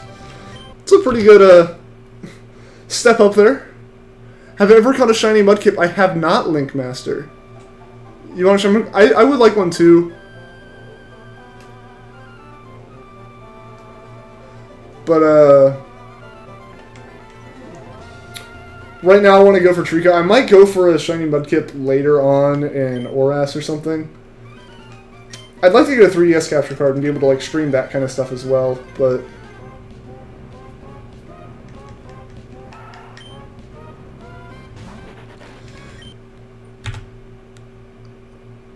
You got into shiny hunting with Alpha Sapphire and have almost an entire box of legit shinies. Nice! You lost interest in Sun and Moon came out. Like, lost interest in Pokemon or just, like, lost interest in shiny hunting? Because I actually kind of prefer... Like, I like the method of shiny hunting in Sun and Moon, which I guess, you know, kind of comes with it being the only one I know.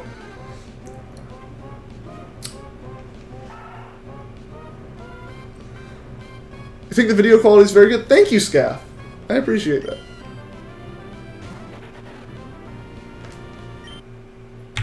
You know, stop asking for... Yeah, I mean, I'd appreciate it if, like, you know, it's not spammy. Because, like, when you start asking us, like, please sub or something, it just kind of feels like spam, and it lowers the quality of the chat. Because, like, the chat's more for, like, having conversations and stuff, and that's where I, like, that's what I like to use to engage with everyone, and if the chat fills up with people asking for subs, it makes it where I can't see, like, people legitimately trying to have a conversation as easily. You chose Litten and Sun. Nice! I chose Rowlet, but Litten is definitely my favorite shiny out of the 3 Gen 7 starters. Like, I love that change to white. That white with red accents looks so good, in my opinion. You nicknamed it Mittens, because it was the name of one of my cats. Nice! Nice Furcorn clan. Furcorn clan.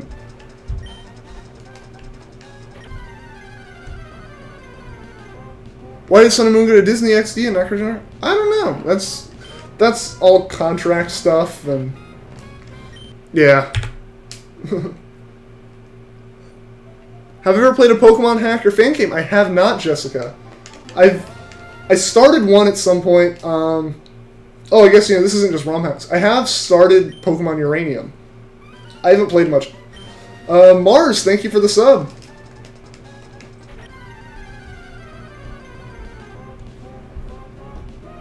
Oh no, I'm so sorry to hear that, Furcorn Clan. You chose Rowlet and Moon, Litten and the Sun. Alright, Richard. Yeah, I haven't actually, like, done a complete playthrough of my Moon yet. I've done, like, partial playthroughs to get certain things, like... I did 3 playthroughs to get the to get Japanese versions of the starters because I was too lazy to go for a Ditto to do Masuda method with. But then I ended up going for a Ditto after that. What else I do? Or actually, what I'm planning on doing is with the Shiny Tapu Koko events that's out, is starting a new save on Moon, collecting that Tapu Koko and basically using it as my starter for the whole game and just going through it already over-leveled. What if I find a Shiny Zigzagoon after choosing Treecko? Well, Jeff, unfortunately the Shiny Zigzagoon wouldn't be catchable, but Emerald's RNG is broken in a way where every time I soft reset, it restarts the, Linkmaster, thank you for the sub. It just restarts the same RNG over and over again.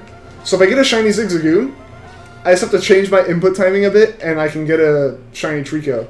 It's actually, so Emerald is the one time that an uncatchable Shiny can be considered a good thing.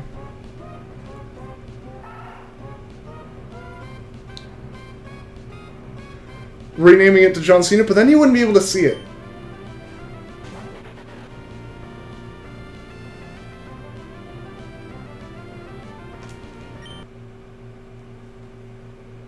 FCC, since Ian can't pronounce her name to say yeah, tonight's like, I'm a little bit tired. I've been outside doing stuff all day, and in general I'm bad with names. And trying to read things on the screen, I'm gonna flub everyone's name that isn't just like John. Sans, you're still guessing 3,000. Alright, alright. We're gonna get to that one this stream, I think, so we'll see. Uranium is awesome. You've played it, and now you're playing it second time? Or playing Sweet second? Okay. Sweet Tooth, I'm gonna guess that's what that's trying to say there. Yeah, I need to play through Uranium. It just kind of felt weird to me. I guess the sprite design's not, you know, Game Freak style, and it just kind of felt off. But I still want to actually play through it. Litten, Rowlet, or Poplio? Rowlet. Rowlet is my favorite Pokemon, like, of all time, so in any competition, Rowlet would win.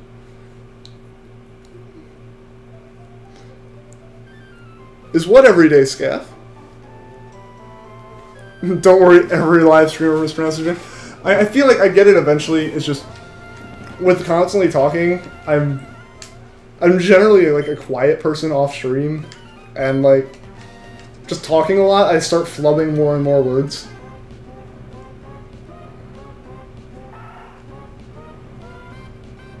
Litten is lit because the word lit is in it. There you go.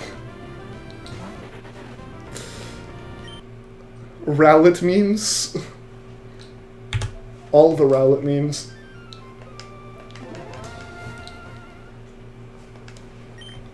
Oh, hey, I just realized I also have to restart my game right after this encounter. You had 2 stars in Sun, started with a Litten and got a free Rowlet. Nice, Scaff, nice. Yeah, I actually got, I originally got my starters, like the other starters aside from Rowlet, from a friend who traded over a Primarina and Incineroar.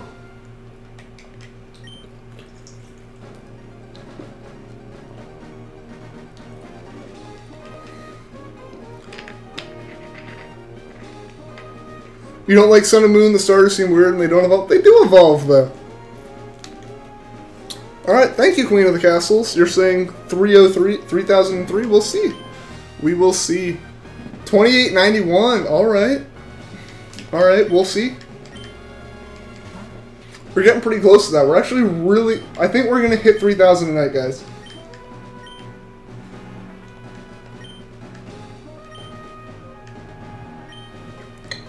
In your Pokemon X game, you got all the starters. Start with a Fennekin, but stop using it and replace it with a Froakie, which in your opinion was better. I chose Froakie when I started Y.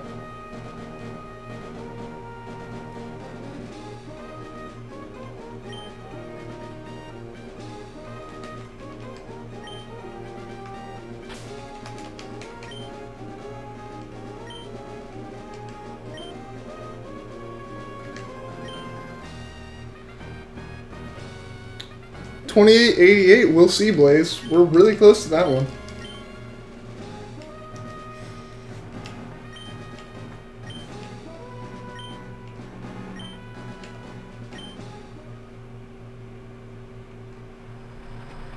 Yeah, and for like Brad said, for anyone that's new to the stream and hasn't heard me say it before, I try to keep the chat PG just because, you know, Pokemon's, you know, a game for all ages, and I want to kind of keep the stream rated the same as the game at least, so anyone who's into Pokemon can watch.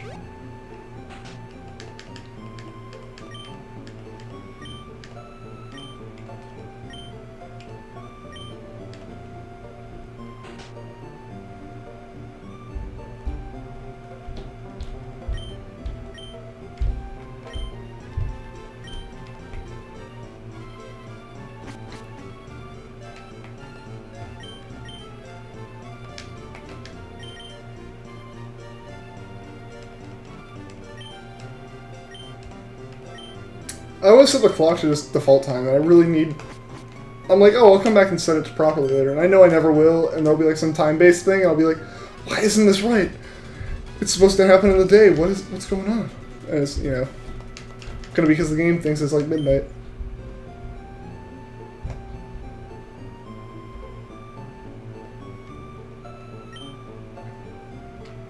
Yeah, I guess, you know, once you have something else to Mega Evolve, then it doesn't matter as much.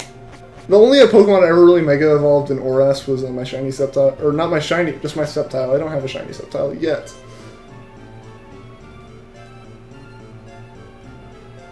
Can I Shiny Hunt a Rowlet after? I might. I can't do it now, or really anytime soon, unfortunately, Richard, because I don't have a 3DS capture card. Right now, all I have is a way of capturing GameCube footage, which is how I'm doing the Game Boy games. Eventually, I do hope to get a 3DS capture card, and then I'll be able to do some stuff in Gen 7, possibly, you know, Ultra Sun and Ultra Moon come out. And I might be able to do one that I have already hunted for a Rowlet, though, so it wouldn't necessarily be high on my list, but if people wanted it, I'd do it again.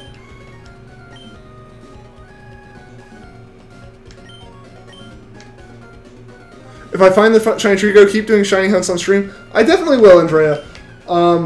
Like I've said, if it's like really close to the end of the stream already, it would take longer to set up a new hunt than it would for the stream to end. So if I find it within like 30 minutes of the end of the stream, it'll probably, you know, cut the stream short by however much time was left. But I'm definitely going to keep streaming Shiny Hunts after this Treecko. Like, I already have plans on doing a Charmander as soon as I find the Treecko.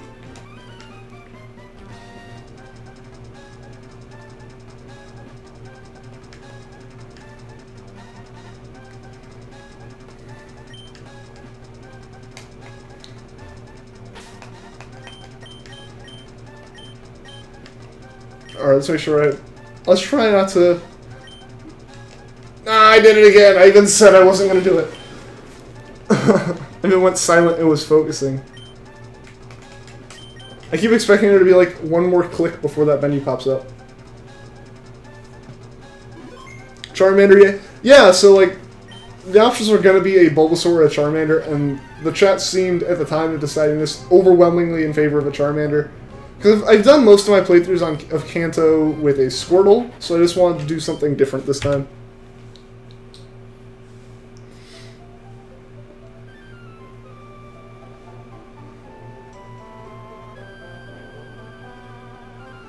Will I Shiny Hunt a Groudon or Kyogre? That is the plan, Figure Gaming.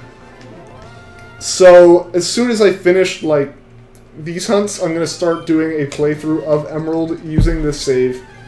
The plan is to do like a Shiny Badge quest and stream all the Shiny Hunts I do on the throughout the whole thing, and then like pre-record and do like a Let's Play type deal with anything like rival battles and stuff.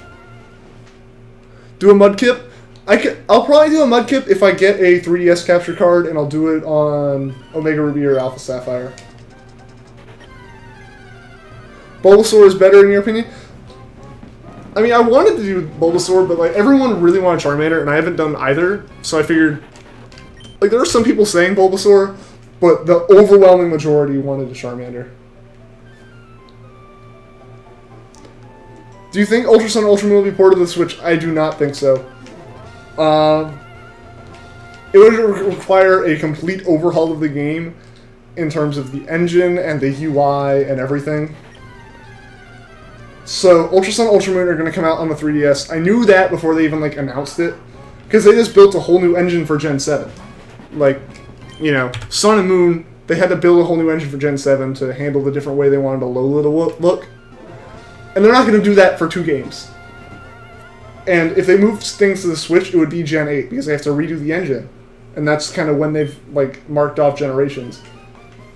So they're not going to either split a generation across systems and develop 2 engines in the same generation, or they're not also going to cut a generation short. Which is why, like, you know, I knew when they mentioned, like, oh, the Switch, it was going to be like a Pokemon game. Like, something like Pokemon Coliseum or Pokken or whatnot.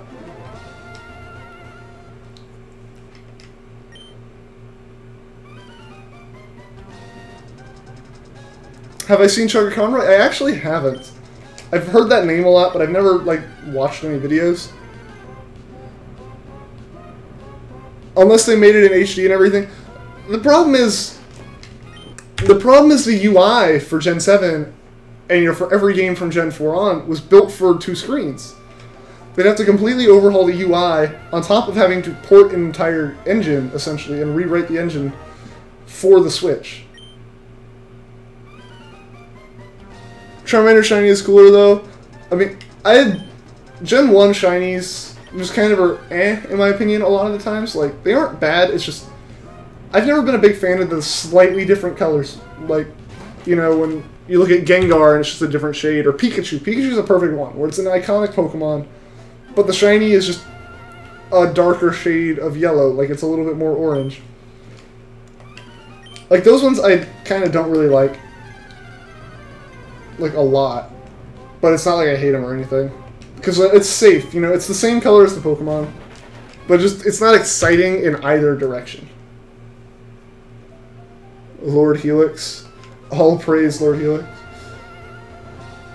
A Pokemon Coliseum style game for the Switch would be dope. Yeah, I think so. Like, when you know, people are talking about Game Freak releasing, like, job ads for, like, home console development, they're like, Pokemon's coming to the Switch. I'm like, I mean, of course it's coming to the Switch. Pokemon came to the Wii U. Pokemon came to all home consoles, just not in a mainstream game. And so I knew they were immediately going to release that. Like, the Switch has had a whole bunch of, like, ports and stuff. So I was like, oh yeah, a Pokemon type game's going to come out for it, or, you know, some type of, like, Coliseum. And they were at least going to release one more game, be it either something like Ultra Sun, Ultra Moon War, or a Sinnoh remake for the Switch, for the 3DS. But it also kind of makes sense that, like, we didn't get Sinnoh remakes, because I feel like it would have taken them longer than this to redo Sinnoh. Like, a 1-year turnaround feels like they're trying to add in a couple features they wanted to put into the original Sun and Moon games. Do I play Pokken Tournament? I don't, because I don't have, like, I don't have a Wii U, so I can't really play it.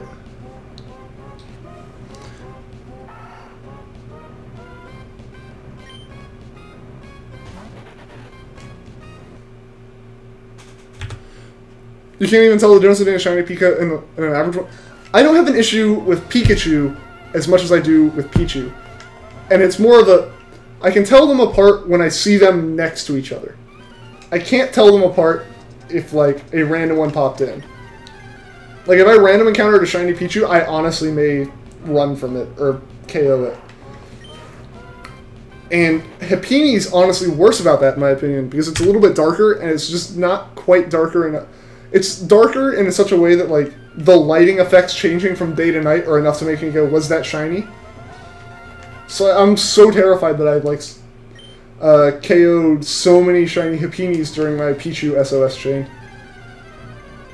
Do I have a Nintendo Switch? I don't, Scaff. I really want one, but they've been sold out pretty much everywhere all the time, so I haven't been able to get my hands on one, and I've been looking constantly. Like, you know, some days when I leave work, I swing by different electronic stores and game shops, like, hoping that they have one, but all of them just have a sign like, oh, no Switches right now, sorry.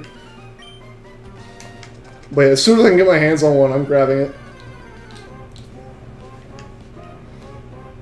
Like, I know I can get them for, you know, like $450, but I'm not going to pay over what, like, the stock price is for them.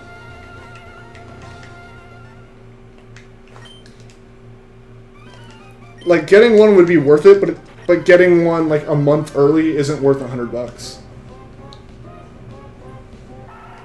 The really popular YouTubers are lucky that they got early access to them. Yeah, in a way, like, obviously they get stuff in advance to review it and things, but yeah, as soon as, because there's a massive shortage of components for it. It's not even Nintendo pulling, like, an amiibo thing where they just release the same amount constantly at the, like, price they're going to sell it for forever, which I kind of appreciate them doing, in a sense. But, like, you know, when they release the Switch, but then they were trying to get parts that a whole bunch of other companies were trying to get that are in shortage, which is also, like, when you look at Amazon had a bunch of deals on Prime Day for hard drives. Like, that same storage stuff that's in the Switch is just out of stock everywhere, so companies like SanDisk can't even get it.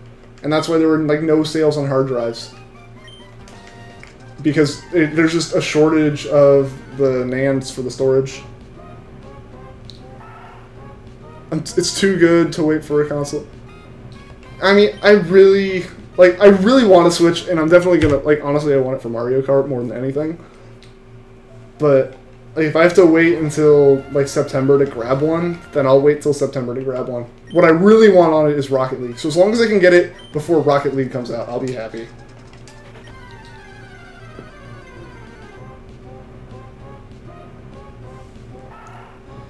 You don't have much interest in the Switch, but if a lot of games came out that you'd like, you get one. That's how I felt, but then they announced Rocket League, and that Pokemon was definitely coming to it. And I was like, well, I'm going to end up getting one for Pokemon anyway.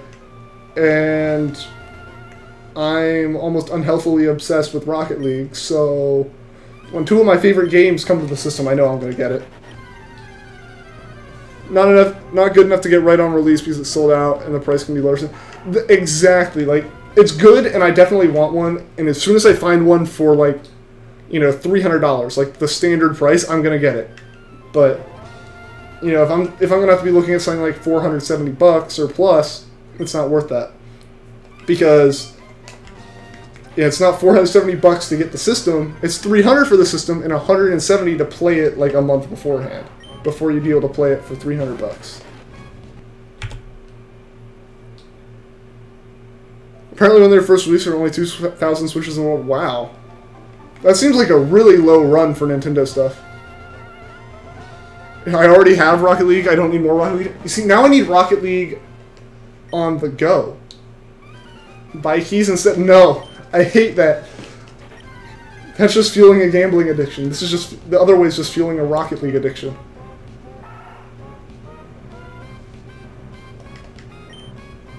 First game on the Switch will be probably Binding of Isaac Afterbirth. I'm probably going to end up picking that one up. When was the last time I played Rocket League? Like, a day ago. Do I have another channel? I don't, Blaze Clutch. This is the only channel I have right now. You want to play Rocket League so bad on your PC? Dude, Rocket League is amazing. Like, when I first saw it, I was like, oh, this will be like a fun party game. Like, my friends had it, I was like, yeah, I'm not going to buy it because I'm only going to play it for, like, you know, an hour or two at a LAN one time. Play with friends and that'll be it. As soon as I played it on my friend's computer, though, I went and got Steam credit, bought it, and played religiously for, like, my first year of college. You got ARMS, nice. I've heard good things about it. I feel like it's one of those games where I see the, like, promotional videos and I'm like, that's awesome, I'll be able to do all this cool stuff, and then I'll never figure any of it out, and I'll just get frustrated. Like, not figure out mechanics, but, like, competitively just be like, I don't know how to beat this through anything but brute force, so it's not really fun anymore. Like, that's the kind of way I am with a lot of games like that. Rocket League rapidly became an obsession. It did. Like, holy crap. You know, for a game that I can't play... Oh, sorry, I just need my desk. Ow. But for a game that I can't play everywhere, I have 500 hours in it, which is kind of crazy. Pokemon I have 800 in, but that's because I can play Pokemon at school as well as at home.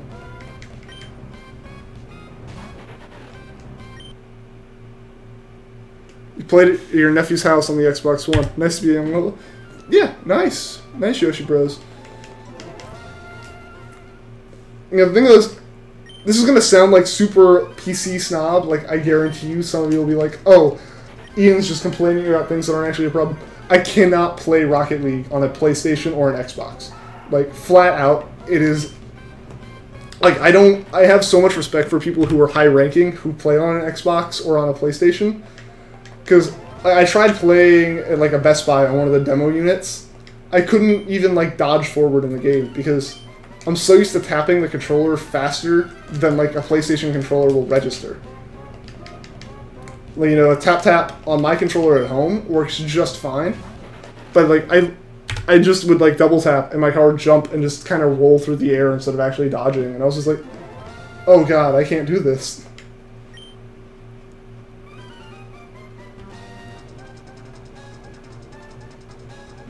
If you reset Omega Ruby, what Pokemon should you get? Omega Ruby.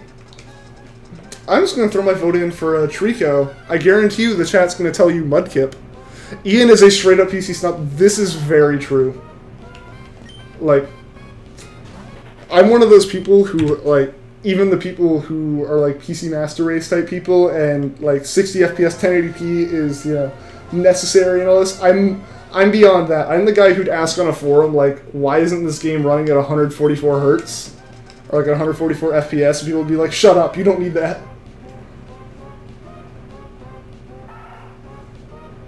You've already decided to get Mudkip. Well, the chat will be very happy with you. I think Robot's the only one here who said anything other than Mudkip or Treecko.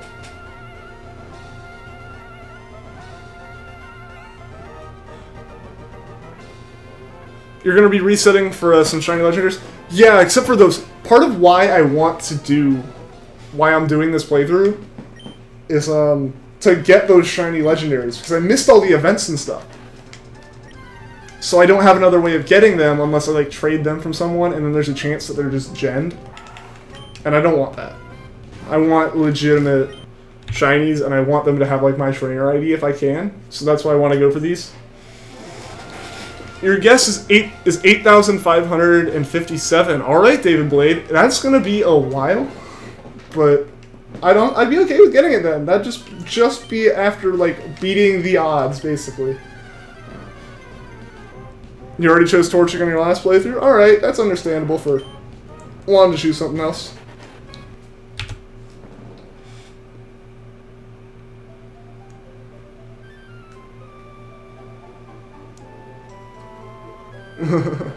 Mudkip is like PC. Once you go for it, ain't going back. I mean, I went to Treecko from Mudkip. You missed it too, but you knew a guy that got you Mew and stuff. I mean, there are ways to get them. They're just not necessarily legitimate ways. Like, you can basically hack in Pokemon that are legit, but it was, you know, created in some, like, Poke hacks thing.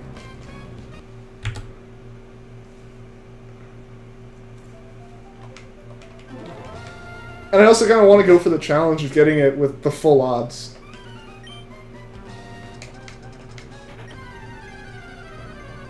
It's not shiny locked in the original game's Blaze Clutch. There weren't any shiny locked Pokemon until Gen 5. But yeah, in the remakes, Omega Ruby and Alpha Sapphire, all of like the storyline Pokemon are shiny locked. Like Kyogre, Groudon, Rayquaza, Deoxys, they're all shiny locked. All like the Mirage Spot Pokemon though, like when you encounter the legendary beasts and the Reggies aren't shiny locked, just in general. But every Mirage Spot Pokemon isn't, it's just, you know, the ones that are important to the story. Which kind of sucks. Like, I get where Game Freak was doing it from, in the, you know, it makes you focus on the story more than soft resetting for a shiny over and over again. But you know that it's because they want to release them in events. Do you think you should shiny hunt for a Mudkip or go for a purple Mudkip? I'm going to say at least shiny hunt for a little bit. You know, see if you get it. You may, like, get impatient and just want to play, and that's fine, but, like, if you can, at least go for a few.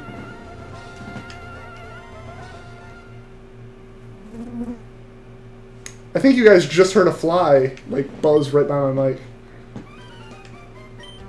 I heard it in my headset, which is kind of weird.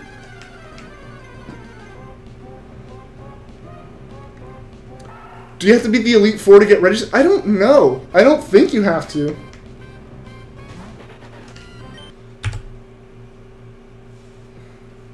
So I don't think there's any requirements on that. It's just like certain Pokemon you have to have in your party and stuff.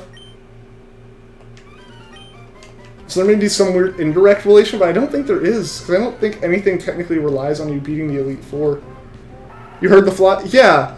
That was kind of like, it flew right by my mic. Most of the time, because I was dumb, and yesterday I was working on my car some in the garage, and I had the door open for the garage and the door to my basement open.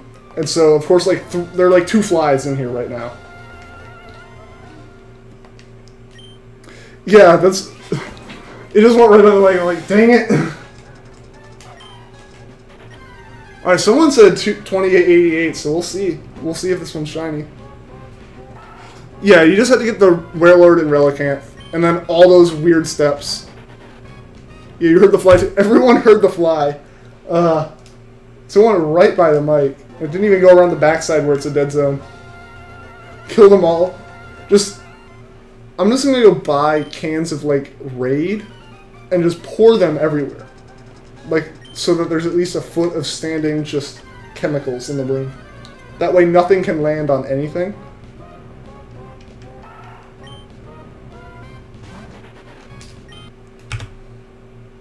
Roman, welcome to the stream! Ever since you went on a trip a month ago to...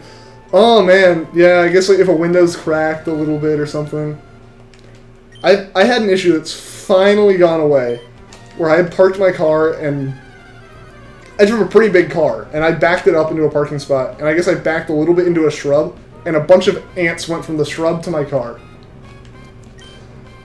And I keep my car pretty clean in terms of, like, food and stuff. Like, I don't leave any food in it. But the ants were there for, like, 3 weeks. Just, like, every once in a while I'd spot a couple in the car. But I knew there wasn't, like, a colony or anything, so I just kind of let them die. And it took, like, almost a month for the last ant to for me not to see any more ants. Roman hype. Roman starting hype for himself there. Alright. Funny car story. Woo! Alright. See you later, Yoshi. Thanks for tuning in the stream. There are flies everywhere in your house. I mean, it's just, like, if you leave windows open and stuff, they're bound to get in.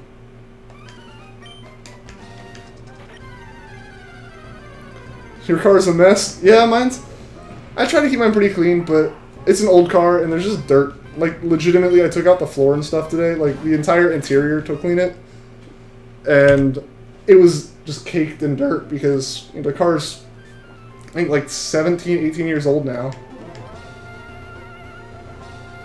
Spent all day watching her. Yeah, I went over, I was hanging out with Brad, actually, and, like, we were gonna, like, you know, wash all our cars and stuff, and Brad was the only one to get his done before it got too hot. And it was legitimately too hot to wash my car. By the time I sprayed the whole thing down with water, it was dry again. Your windows have fly protectors so you can open them and they can't get in. Yeah, I mean, we have those in ours. It's just, I was dumb and I left the garage door open and the basement door, so they had a straight path from outside right in here. And of course they're going to stay in here because I have, like, a couple, like bottles of soda and stuff in here. And it's like, oh, yeah, the stuff around the rim where it, like, leaks, they're like, loving it. So I should probably just, like, vacuum the room and they'll eventually go away, but there's 1 or 2, they always happen to get in somehow. Bought a salt gun and you shoot them. That's one way to deal with them. Still haven't gotten the shiny? No, we haven't, Roman, unfortunately.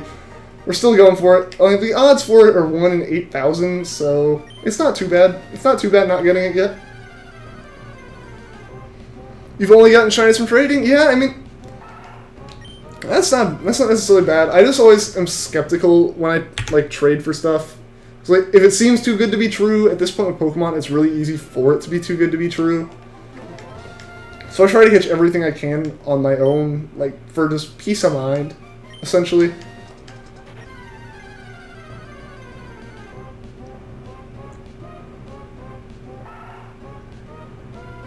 What was my first shiny? Yours is a Shuppet in white version. Nice. So my first shiny was a shiny Ditto in Pokemon Sun. And the reason I went for it was because, like, I did all my research on how to... Sorry if I just, like, block the camera. The fly landed on my monitor. But, yeah, so my first shiny is a shiny Ditto and Sun, and the reason I went for it was because I wanted a shiny Rowlet, and I was like, in my mind, the logic was, you know, oh, if I get like a shiny parent to breed with, then it'll make getting a shiny like Rowlet easier. Ha! I was like, I'm so clever, and then I looked into it. I did all the research on how to like get a Ditto easily with SOS training. And I didn't do the research on how to like breed for a shiny until after I got the Ditto, and then I realized Masuda method was a thing. So the Ditto was like, it wasn't a waste because I want to go for like a shiny dex, but it did end up being a little bit of a waste in terms of the reason I got it. But still a shiny, still first shiny. It was still fun getting it. Again, do Roman hype with a woot woot. Roman hype, woot woot. Newt newt. Your first shiny was a level 100 Sylveon you got from Wonder Trade. I wonder why someone will put that in Wonder Trade. I mean, a lot of people like either are restarting their game and just want to get rid of good Pokemon, or they might unfortunately be gen. Like people are good enough to make them where they have, you know, legal abilities and legal like movesets.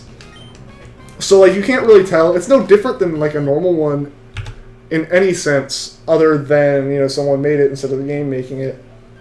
All right, guys. So this is 2900. And after we go through this one encounter, we're going to go ahead and reset the save again. We've got just over an hour left in the stream, so it looks like we will be able to get to encounter 3000 tonight, which will be hype. Alright, so I'm going to reset the save, and make sure I actually do it this time instead of rambling until, like, 2 past it. If I get a Lotad for my team, warning, if its first water move is at level 49, yeah, that's kind of, yeah, it's a little late in the game to be getting first water moves, yeah. What's the Masuda method? So Masuda method is a method of breeding for shiny Pokemon, or if you breed 2 Pokemon from different regions, like one's from, you know, North America, or I guess really in this case more just English, and you breed one from somewhere like, you know, France or Japan or something, or like a Pokemon from some sort of, you know, Spanish speaking, you have a 4 times increase in the odds of it being shiny. You got 2 Japanese shiny Arceus from Wonder Trade. Nice, Electrodon. Yeah, just use TMs. Yeah, that works too. Especially in the newer games where TMs aren't a one-time use.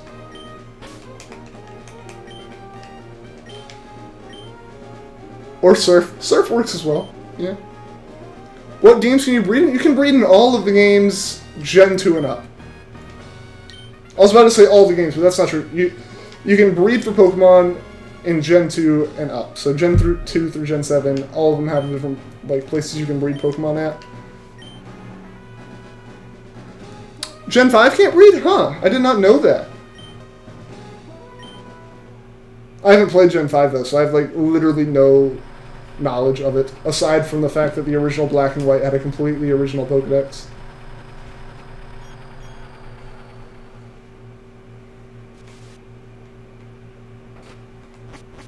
You're saving for a Game Boy? Nice, Roman. Nice. Be able to play Pokemon on a legit Game Boy.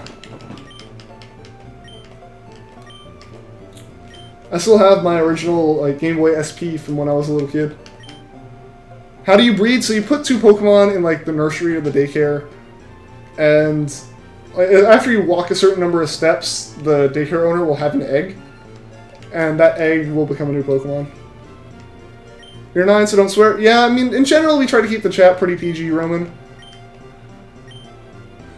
You don't think there's daycare in Gen 5? Okay. Yeah, put 2 Pokemon in the daycare. Yeah, Roman.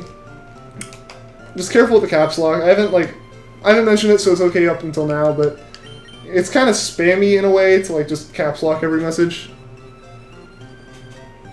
Welcome back, Lazarus Gamer.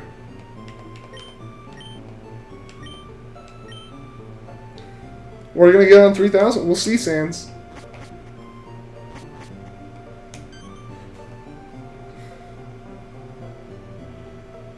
Nice. Yeah, I mean, that's actually a pretty good collection, Blaze. Right now, I only have my one, and it's whatever the original model of it was. Like, it doesn't have the, like, truly backlit screen. It's still front lit. But if I could get a new screen and I could get, like, an aftermarket case that's not as scratched up as mine is, because mine's like 15 years old now. Yeah, I'd like to kind of restore mine. The worst Gen 3 moveset has to go to Ilmuse. I don't actually know what its moveset is. Alright, Roman, well, if you could just, like, keep the caps to a minimum. Just, like, you know, it hasn't, like, actually been bothering me or anything, but just, like, it kind of seems spammy. Will we get to 3,000 a chase? Yes, we should get to 3,000. We have, you know, 100 to go. And for the most part, I can do them about a little less than 2 a minute. And the only breaks from that are when I do these where I have to reset the save entirely. So we should be able to get just about another 100, 110 in this stream.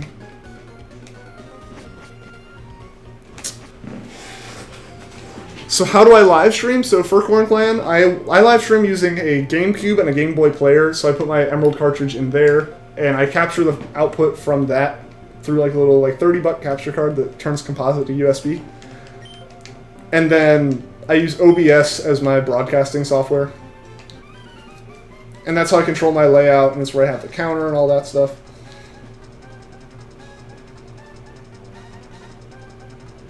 You started a website thing that you had to have a stream that's offline, but you don't know how to activate it. So most of the time, like, if you're trying to stream through something like OBS, there's a stream key you have to input for, like, Twitch or YouTube.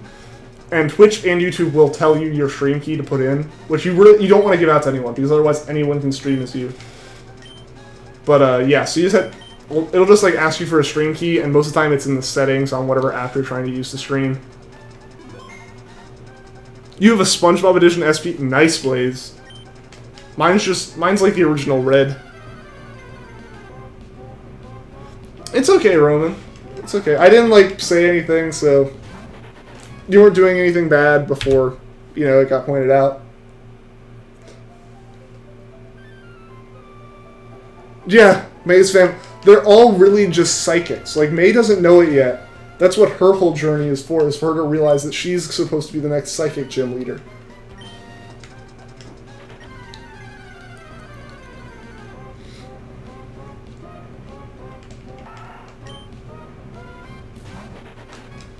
That's the real story of the game that they don't actually tell you. Nice, Blaze, nice. The red Game Boy will give you luck in getting that Groudon. Yeah, no problem, Roman. No problem.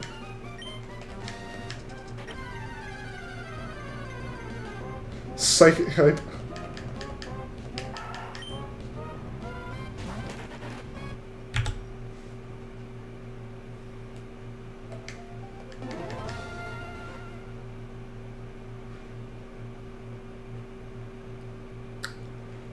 The 50-50 odds for it would be 1 in 4,096, David.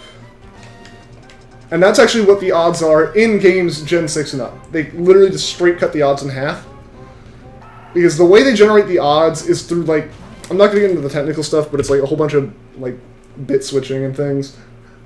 That's a bit more technical. But basically what it does is it ends up going down, breaking it down to a math formula, and if the answer is less than 8 in these games, like, if it's 0 through 7 in these games is the answer to whatever this, like, equation is, the Pokemon's shiny.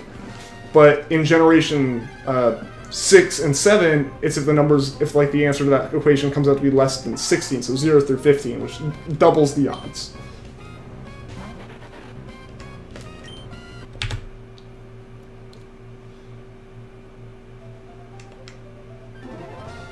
People of you are always setting off fireworks at like 11 at night. That kind of sucks. Like, 4th of July and New Year's and maybe like someone's birthday, I get it, but like, if it's like constantly, that kind of sucks. Yeah, I feel like there'd be I think there are noise ordinances for like what times you're supposed to be shooting them off. I mean, unless someone tells the police, they wouldn't really know. You might be the youngest one, Roman. I'm not sure.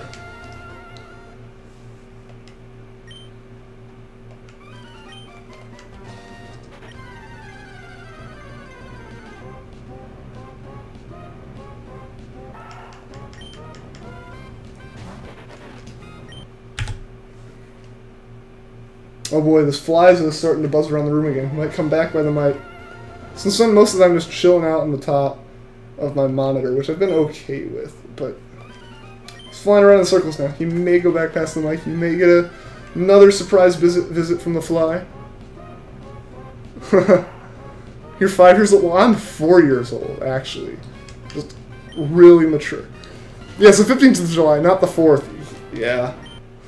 I feel like a lot of people, depending on where you are, you know, some states don't let you have, or like used to not let you have fireworks or like buy them. And yeah, so there are people who get like overexcited and buy way more than they really need to, now that they can.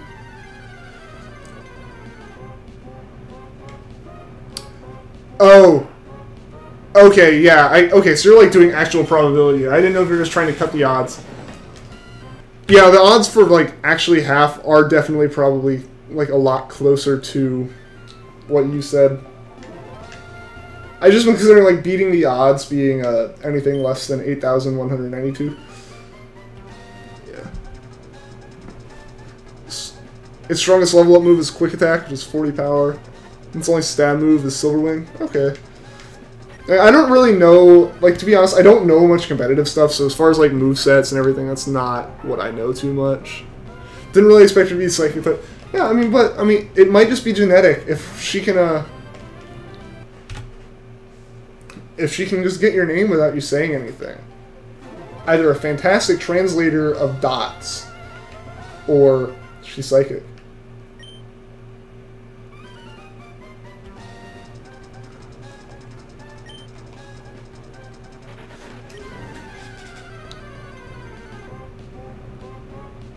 Okay, yeah, I get it, David. I was just doing straight, like, math. I know my odds weren't, like, actually 50-50. What's up, Shadow Assassin?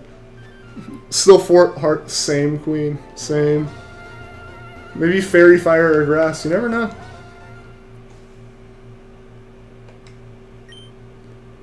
That is a May, a Psychic type. A Spikic type, okay.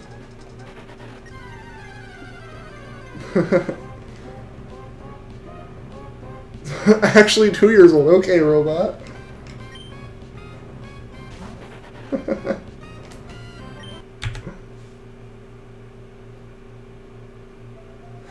Not even born yet. Man, everyone step up your game. Flooper's in the lead here.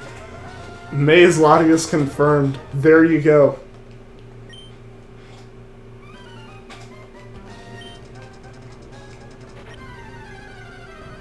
Alright, see you later, Scaff. Thanks for tuning into the stream. I hope to see you again. I'll be streaming again on Monday for anyone that's interested. Can you type in the Discord when I find it? Yeah, I'll definitely put something in the Discord as soon as I actually find it. And this the video that I get it in, the stream, all my streams are like archived on the channel, but the stream that I actually get the shiny in will be like put in a completely different playlist where I save all the like victory streams. And it'll be like, I'll change the video title and stuff. So you'll be able to find the one that we're talking about, or that has the actual shiny when I get it. As well as I'll post about it in the Discord. What do I think that, you suck at English? That's okay for Cornfland. There are actually a lot of people in the Discord who speak Spanish, and I think Portuguese was another big one. What do you think they're going to do to add in Ultra Sun and Ultra Moon? Obviously they're going to be adding those, like, Solgaleo Lunala Necrozma mixes. Like, those were just shown off in the promos. But I'm expecting, when they mention new forms, they mean, like, that Necrozma mix, as well as, I'm thinking, Gen 2 Alolan forms. Like, Johto Pokemon will get Alolan forms, I think.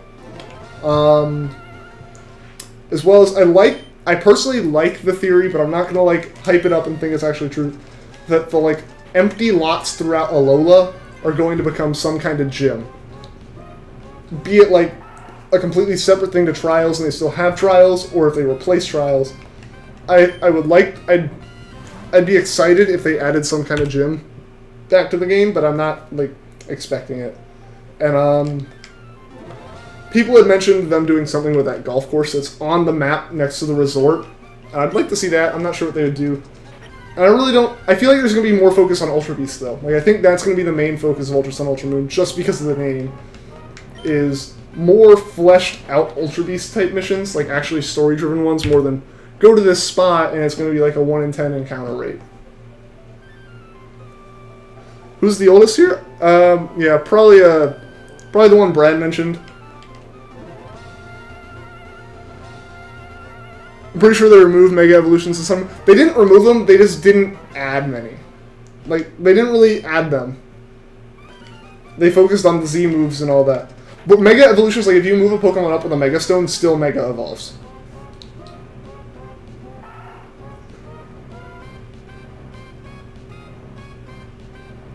You can speak German? Nice, Roman.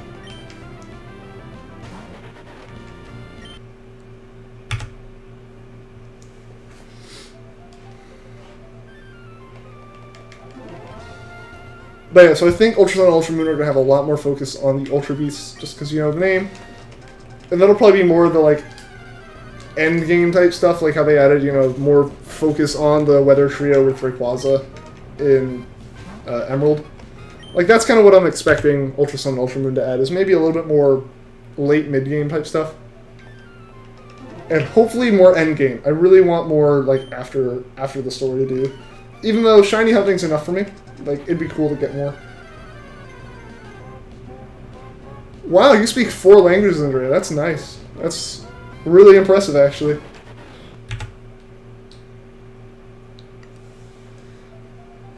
You only know a little Spanish? Yeah. I know, like, the bare minimum. Like, you know, this kind of stuff that you just know from, like hola and that kind of stuff. Like, I know very little, because the last time I even took a Spanish class was high school, and early high school at that.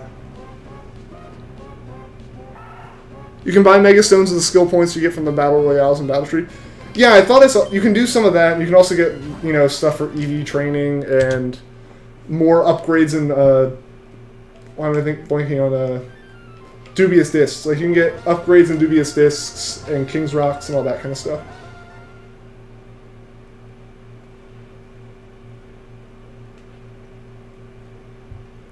Alright, Roman, I'm gonna start asking, like, you could keep the caps down to a minimum. Like, I understand you're trying to, like, be hype and stuff, and I appreciate that. It's just, it kind of starts coming across as spammy at a point.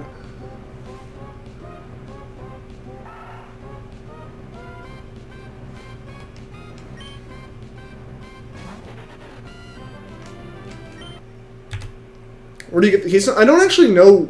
I don't know if, like, you need it in this game, or, like, the, you know, the Z-band kind of acts as it.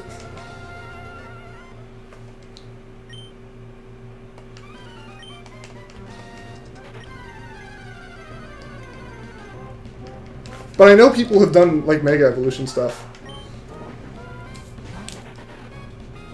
Sorry guys, I'm gonna get some water here, and I'm not gonna one-hand it, because otherwise I'm gonna spill it all over me.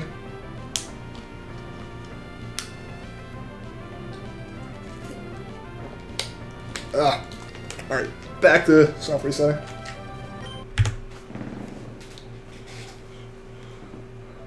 You are the hype... Yeah, you are the hype man, Roman. It's just, like...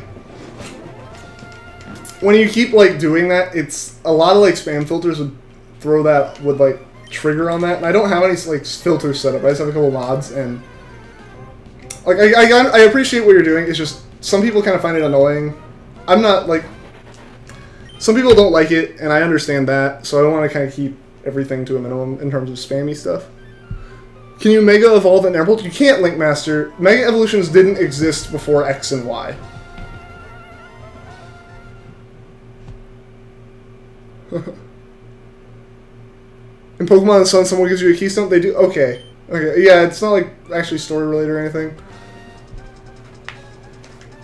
Yeah, first game you can Mega Evolve in is X and Y. That's why I added them. They didn't focus on them as much in... Like I said, they didn't really focus on... They didn't, like, take focus away from them in Oras or anything. I don't know what I'm saying there.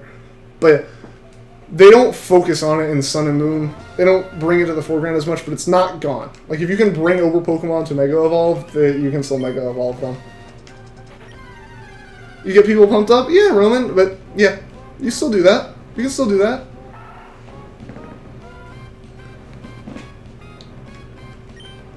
Alright, cool, Roman. Cool.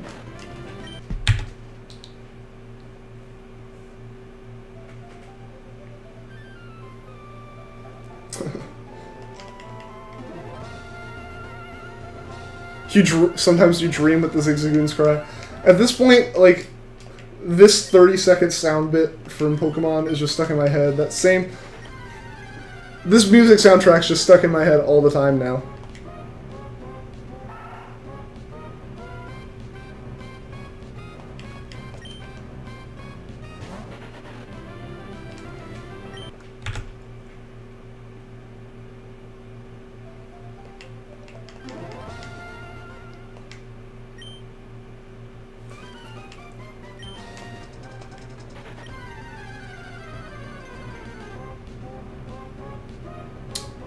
I think you're awesome, Roman.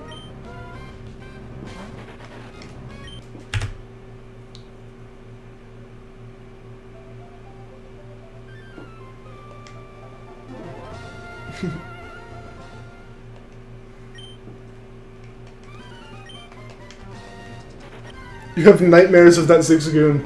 Just constantly soft resetting and only getting shiny Zigzagoons every time, and it's not even an Emerald. It's like Sapphire. Still shiny Zigzagoons. Playing Pokemon Sun, still shiny Zigzagoons. Have I ever caught a Chinese Treecko before? I haven't, Link Master. This is actually going to be my first, like, not... it's going to be my first shiny that you can't get in Pokemon Sun. And by that I don't mean, like, you know, you can trade up these and still, like, breed for them and stuff. But, like, the first Pokemon that you can't hunt for in Sun that I've ever hunted for. So it will be my first Treecko. You get this Keystone from Dexio at the resort. Yeah, I do remember that. I think I kind of sped through that conversation. I don't remember why, but I did. I think I was like, okay, sure, whatever. Not the shiny Zigzagoons. They follow me everywhere now. You wish Incineroar can Mega Evolve. I wonder if they'll ever add Mega Evolutions for Pokemon that are from Gen 7. Maybe that's something they'll do in Ultra Sun, Ultra Moon. Welcome back, Tyler Ramirez. And welcome back, Kareem.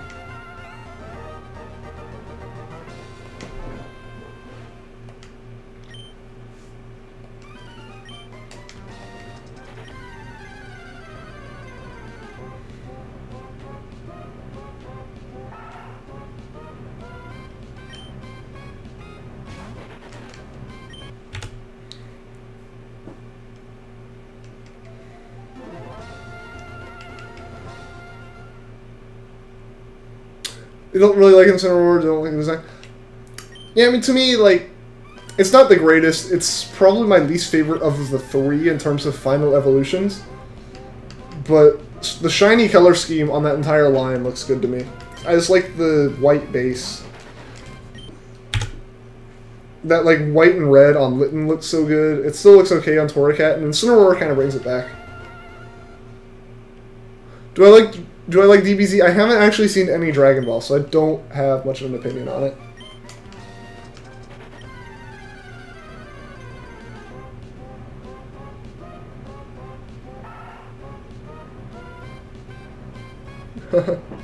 Only one that knows Spanish right now, Andrea. You might be. You might be. Yeah, it's been like 4 years since, You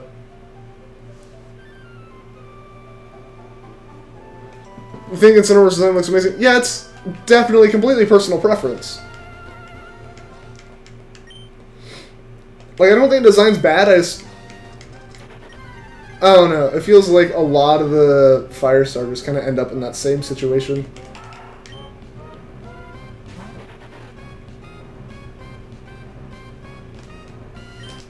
You saw me on Twitch too, Tyler? I haven't used my Twitch channel in forever. I don't think I've used it in like almost 2 years now. And I used it to like stream Rocket League 2 or 3 times and that was it. Dun dun dun! Mudkip or Torchic? Mudkip. Definitely Mudkip. I feel like that's also what chat's answer is going to be too. Oh, but Roman's also joining in on the Mudkip hype. Incineroar's your favorite of them all? Alright, Kareem, alright. Decidueye is my favorite, Primarina's second. Just Decision-wise, a lot because it's, you know, the Rowlet's final evolution.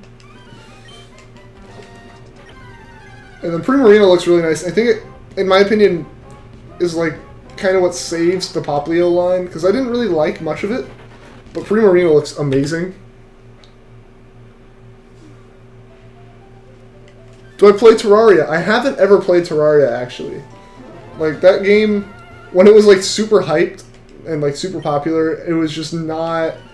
It wasn't something my computer could run. Like, my computer back then was just a laptop that couldn't run like any game at all, no matter how low quality the graphics were.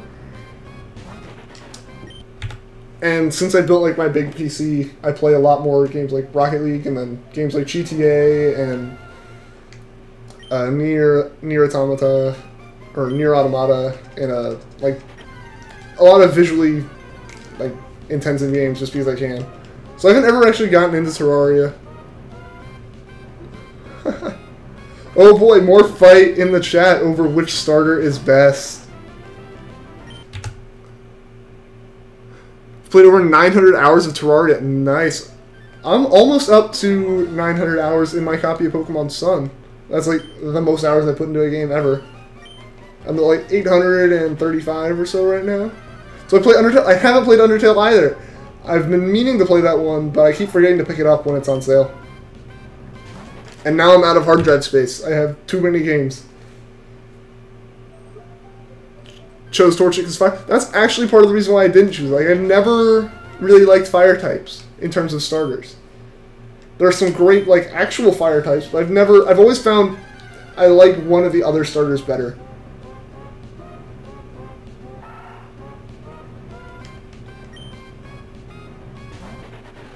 If they made it an actual another firefighting type, yeah, I could see. Because that seems to be like the big problem, is that the fires always become firefighting now. At least they made it fire dark this time. All of them are great. Case closed. In the like grand scheme, yes, all of the starters are great, especially Hoenn starters. Treecko's your least favorite of the three, but still one of my favorite grass Pokemon. All right, yeah, I mean all the starters are good, especially like these three are great. It's just Treecko's my favorite of the three. Another firefighting starter, yeah, yeah. Oh, if they made another one, yeah. Do I play Castle Clashers or Crashers? I'm assuming I don't play that either. Like, there are a lot of games that like I want to play, but I just haven't played.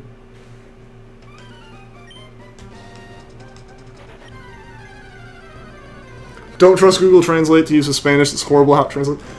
Yeah, I mean Google Translate's not great for most languages because it doesn't know like inflection and stuff. And there's a lot of times where one language might have two words for something that are different in slight variations, but then another language only has one, and it has to convert to that, and it can't translate the other way. You're not lonely, Roman. You're in the chat. You've got all of us to talk to. But Incineroar Z-moves makes it look like a fighting type instead of dark. A little bit. Yeah, I can see that.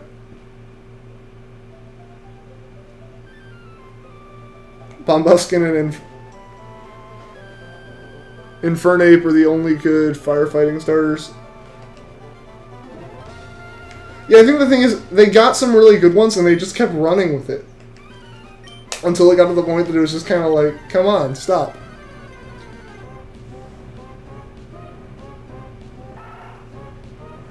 Competitive-wise, they're all good. Yeah, I don't play competitive much, so to me it's more the aesthetic look at the Pokemon than anything. I'm kind of trash like that. You thought it was Google Translate? Oh no! Talking of Brad's level of Spanish skills. It's good for individual words, but not complete sentences. That's kind of where I'd stay with it. Especially once you get to languages that are way different from each other. Like, you know, Spanish to English is bad, and those are languages that are relatively close to each other. You start looking like Spanish to Japanese or Chinese or like Hindu or anything, and you're just like, it's not going to work. I mean, yeah, Roman, I mean, you just gotta try to find people that have the same interests as you and stuff. Like, That can take a while too, but eventually you'll find people. Do I play Minecraft? I do play Minecraft, so there's at least one game. I have played Minecraft. I don't play it often anymore, but I used to play it a lot.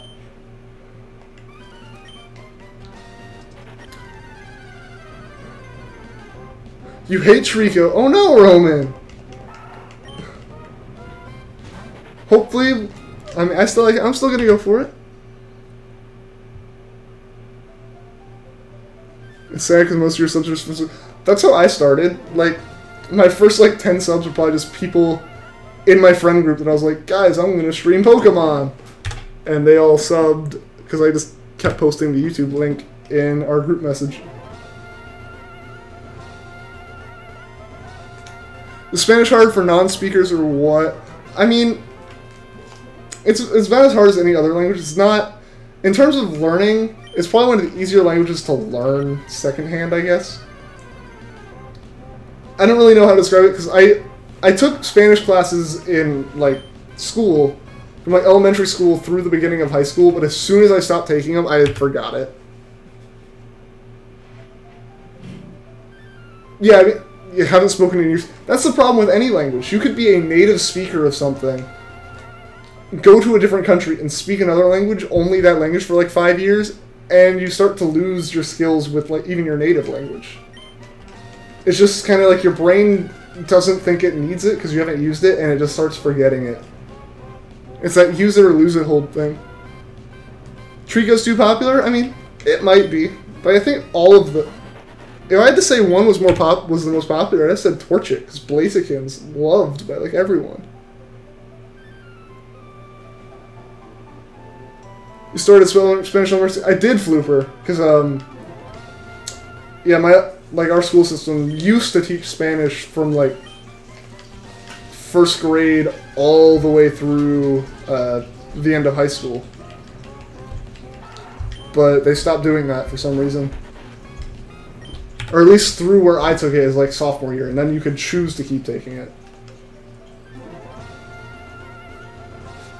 Yeah, don't beg for subs. I definitely prefer the chat to be more for conversation than people just asking for people to sub to them. Torchic is fire. I mean, Torchic literally is fire. I will give you that one. But even though it's not fire, Treecko is more lit.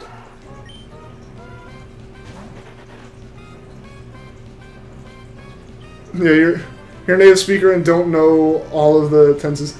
I mean, there are a lot of languages like that, where like you can be a native speaker and be fluent, but not know everything. I don't know every English word. It's just, and there's probably plenty. There's plenty that like of grammar stuff that I still mess up with. Welcome back, Scaff. Glad you can make it back to the stream. It has Mudshot, which is best. I mean, yeah, it does have Mudshot. Yeah.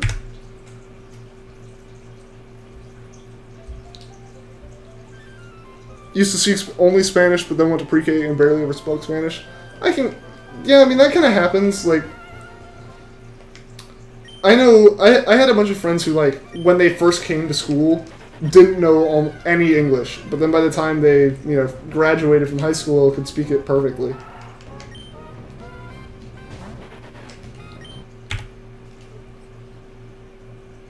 Am I in college? Yes, I am, Roman. I am in college. Alright, see you later, Tyler. Your stream ended 40 minutes ago. Alright, well, I'm glad you can make it to this one, Retro. In battle, Blaziken could absolutely destroy someone. Well, no, duh. That's kind of a given. You have an advantage from the start with that one. Mudshot can take down Treecko so easily. Can it? I mean, I guess if it's powerful enough, it doesn't matter, yeah.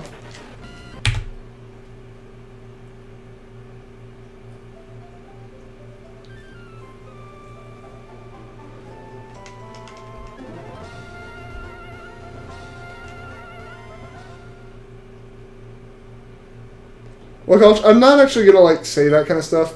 It's not, like, it's not I don't trust you, I don't want to put, like, that kind of information out, like, you know, at that point someone could, like, find me, almost, and I know that's not, like, actually a big risk, but I feel more comfortable not like describing that much of my personal life.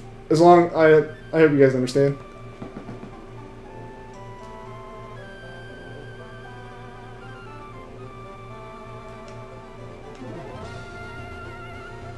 What's the earliest fire type besides Torch you can get in Gen 3? I don't it's all you're all good, Scaff. You're all good.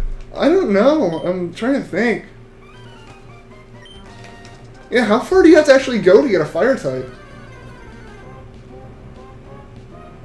I haven't actually ever thought about that, but yeah, that's... Isn't it kind of like that in most games, where like you have to get to a very specific spot to find them? Grammar's what screws everyone up. Yeah, because you just start saying something and realize, wait, that's not actually what I'm trying to say.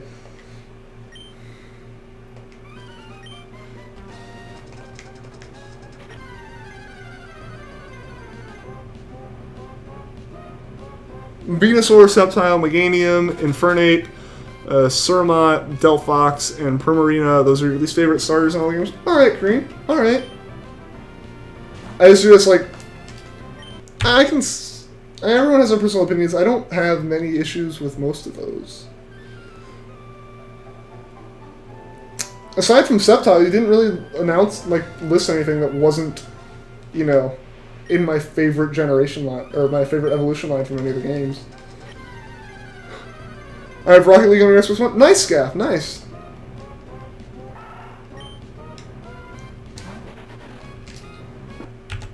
I'm just hyped for it to come out on the Switch, because it'll still have crossplay with PC and Xbox, which means I can still play with all my friends, even like if I'm somewhere else completely. And playing in tabletop mode is going to be awesome. 3,000's a shiny. We'll see. We will see. Alright, see you later, Roman. Thanks for tuning in the stream. Your least favorite starter would probably be Bulbasaur. Alright. Alright.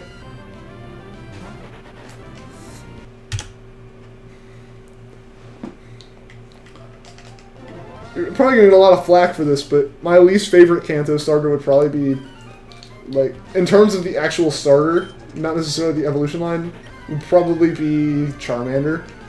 But I still like them all. It's just, I like... Squirtle was my first, like, starter ever. I like the design of Bulbasaur, even though a lot of people don't. So I guess just, you know, it's more, like, my third favorite, or, like, my third most favorite, than my least favorite. It'll be at 3009. We'll see. We will see. You're lucky you're able to sleep whenever you want, because it's summer vacation where you are. Yeah, I mean, it's summer vacation here, but I still have a job and stuff I have to do over the summer. It's definitely nice when I get the days I can sleep in, though. You play Watch Dogs on 360? Nice, Link Master! What do I still play? On my 360, I still play, like, the story modes of, like, Halo and stuff occasionally. Like Assassin's Creed, that's one of the few games I've actually played on my 360 recently. You hate Charmander, too? I don't actually, I don't hate Charmander, or I guess you didn't say Charmander, I thought you said Charizard. It's like, I don't hate Charmander, though. I like it, it's just, I like the other two more. Your mom's favorite starter is Bulbasaur. Alright, Andrea, alright. You think Charmander's overrated? Yeah, that's definitely true, I think. Because it is, like, in a sense, it's the mascot of the game next to Pikachu. It's winter vacation where you are. Alright, Andrea. So you're in the southern hemisphere then. Yeah, for us it's summer right now and extremely hot outside.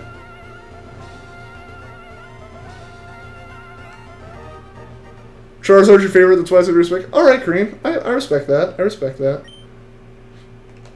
Ah, no! I haven't done that all stream. And in the last, like, 30 minutes I do it.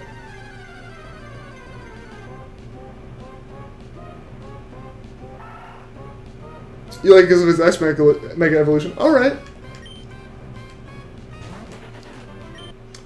I actually don't know too many of the Mega Evolutions. I know, like, obviously Sceptile, because that's what I used in Alpha Sapphire.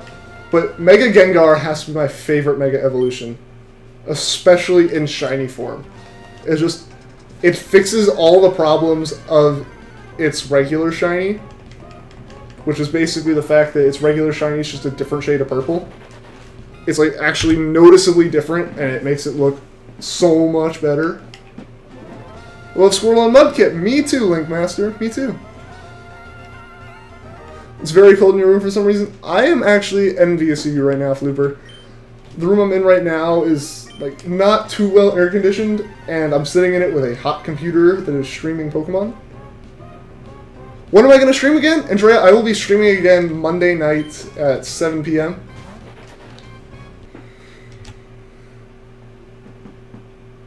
Monday, Thursday, Saturday, Brad. Yeah. Furcorn Clan is correct. I will stream Monday. Yeah. Get it right, Brad. You're a mod. You should know these things. Yeah, so it's Monday, Thursday, Saturdays. 7 to 10 p.m. Eastern Time.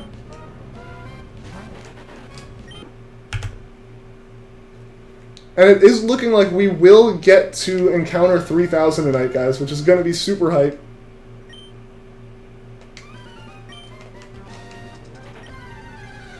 And just again, for anyone who's into the chat, new to the chat, interested, there's a link to a Discord in the description down below where we can all chat outside of the stream as well.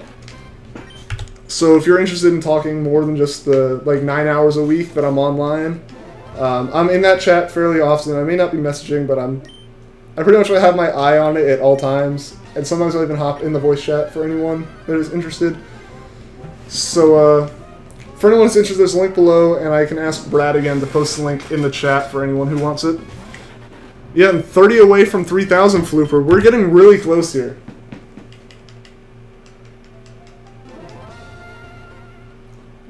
I feel like I've been pretty accurate with my predictions on about a little over 300 encounters a stream. I think the first one or two, I got a bit more than that. I think I got to like 375 with my first stream. That's because I wasn't doing the save resetting as often as I should have. Like, I was only doing it like I planned on doing it like every 500 instead of every 50. Room is usually cold a lot. It's because you have the AC on cold mode. Well, yeah. Michael Stack, thank you for the sub. Yeah, usually it's 72. Yeah. I would really like... I'm probably going to like... go get some nice ice water and stuff after this, because this room's probably nearly 80 degrees right now, just with all the computer stuff. It doesn't really have a thermostat in it to tell that it's getting too cold.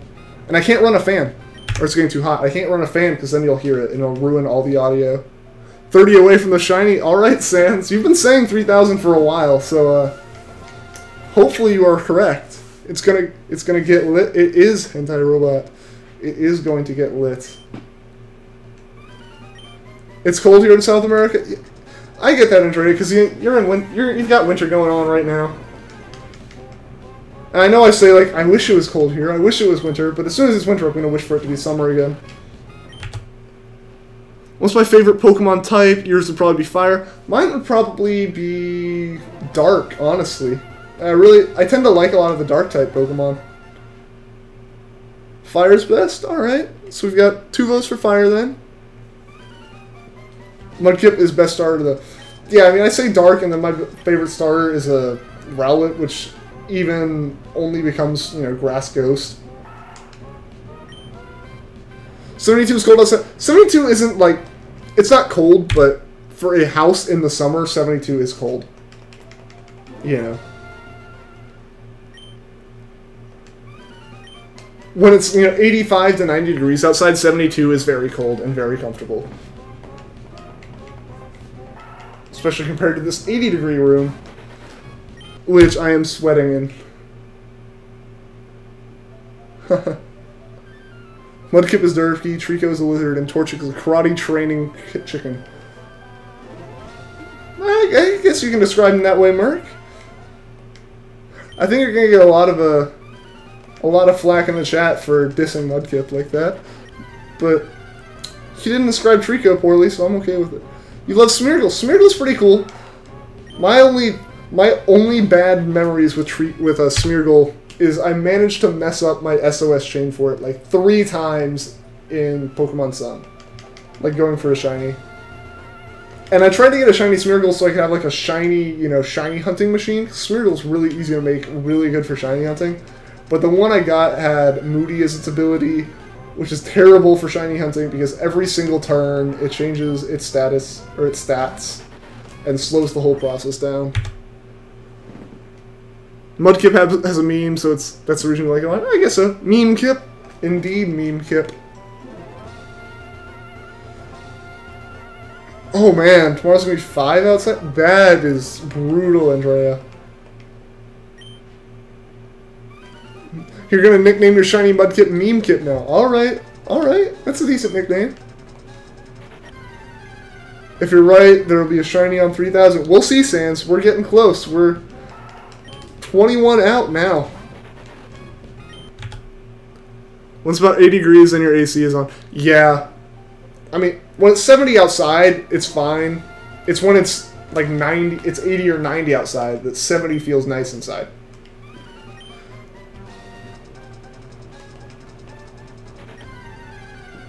You love your shiny Gardevoir.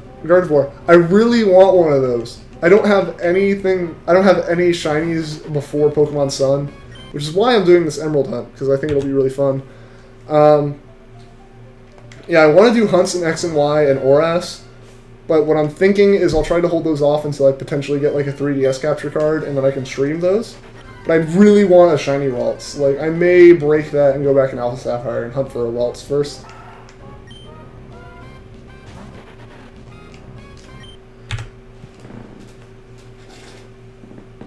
You're a bit more tolerant, yes. I mean, that's how I am. It's just, there's a difference between 80 outside and sitting in an 80-degree room for 3 hours straight. Like, normally I'm okay with it. It's just, it gets really hot. My computer gets really hot, so it may even be more than 80, honestly. It just gets sweaty in here eventually. I'm pretty tolerant when it comes to heat, though. What am I going to name the shiny Treecko once I get it? Alright, so what I've been doing with that is if someone... The reason like a lot of people are guessing numbers in the chat is if someone can guess the actual encounter, like the exact encounter number, not just some like, it'll be in the next 100 and I get it then. Like if someone can guess the exact number, like if someone had said 2983 and we get a shiny right now, they would get to name it as long as they're in chat and it's appropriate. But if no one guesses it, then the name will be, or no one guesses the right number, the default name is Corndog for now. Here in Mexico, it's 42 degrees Celsius. Wow, that's pretty hot. Yeah, 90, oh man, 90 degrees. I couldn't stand letting it go that long, man. Yeah, that's really hot.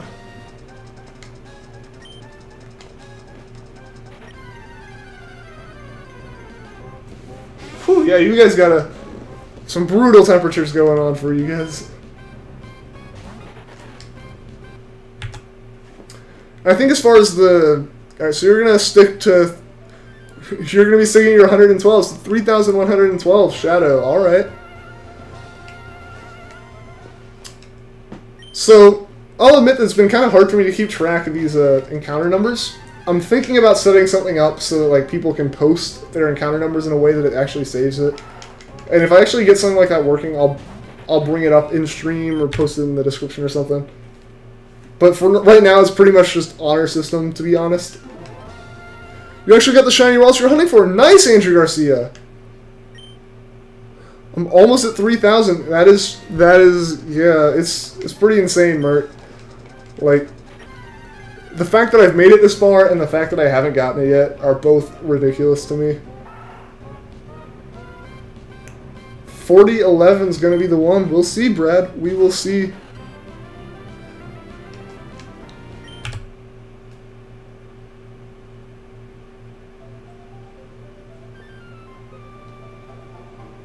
You are a robot, that is true. You can withstand much higher temperatures than a measly human can. For your shiny rats.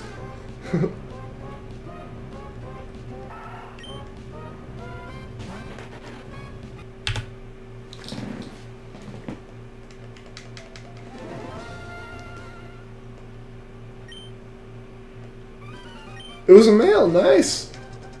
What is Zigzagoon shiny? So that's actually not as big of a deal in Emerald as it is in the other games, Mert.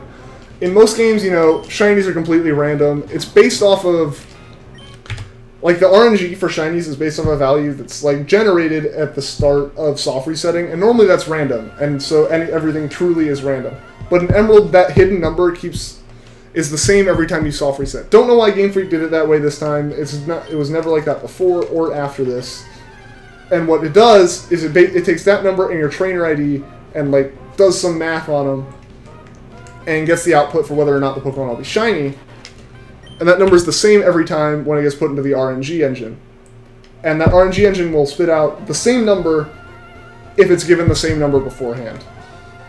So with Emerald, like, if there's a Pokemon that'll be shiny on, like, this exact frame, that exact frame will always make a shiny.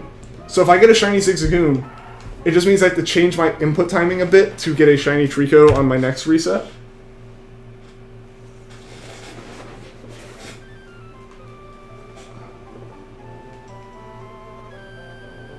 Thank you, Owen. Oh man, they cooked an egg in the street. Wow. Yeah, that's gotta be pretty hot to be able to do that.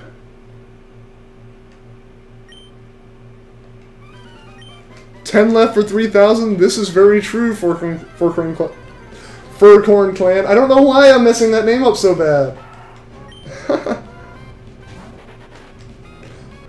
Literally fire, Mert. Literally fire.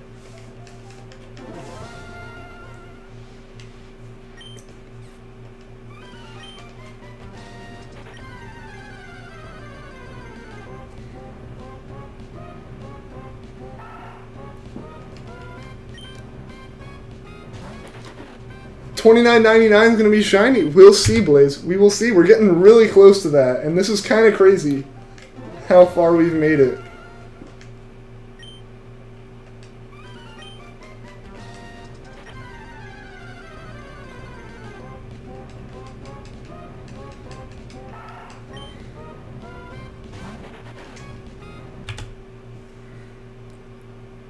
Sans would be so mad. Sans has been saying 3,000 since the first stream they were on.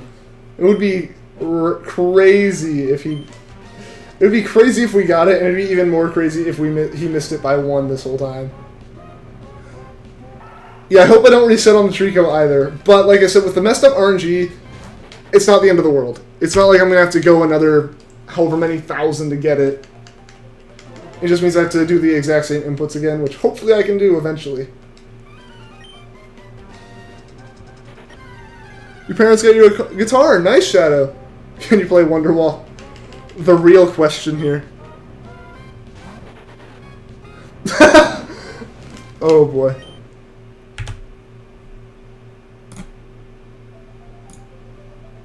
Oh, no. Whoops. I somehow clicked on something else. Sorry, guys. I'm back, hopefully. I clicked on something and it took me away from the chat, so I had to get back to it so I can actually see you guys talking.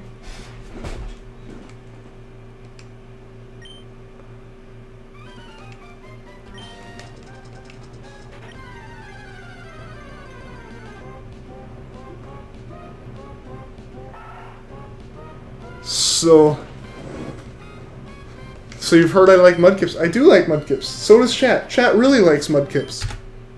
More than I like Mudkips. You're drinking a frozen Capri Sun. I haven't ever had one frozen. Google Translate can be really bad. Like, exactly, yeah, like hilariously bad. But it's not... It's still amazing that a computer can do that. It's just... A computer doesn't know those little nuance things, and you really can't get it.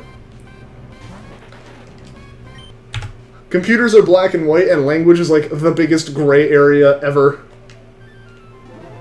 Mudkip. Imagine if I get a shiny Zigzagoon and Treecko at the same. That would be crazy, Flooper. Like, I'd be really happy with that. It would be kind of like, dang, I have to kill this shiny Zigzagoon, but it's at the same time. The odds of that happening are insane.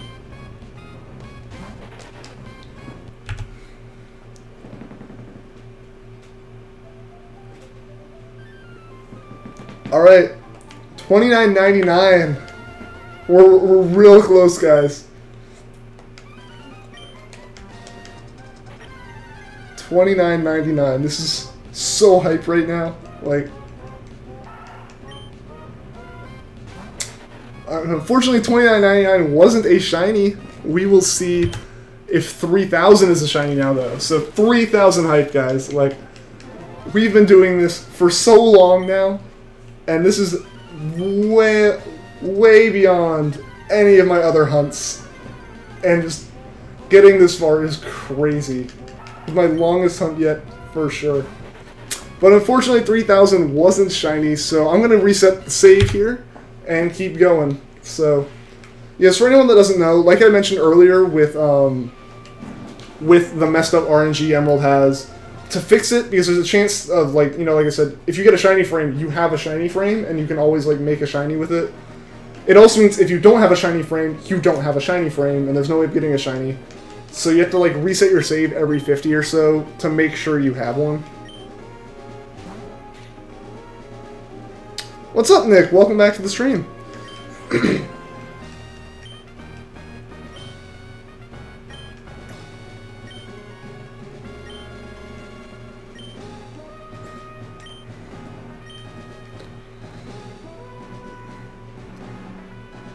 You want to stay and see the end of the stream? I'm going to be going for a little more than 10 minutes here, Andrea, so if you want to stick around, you can, but I understand if you have to go.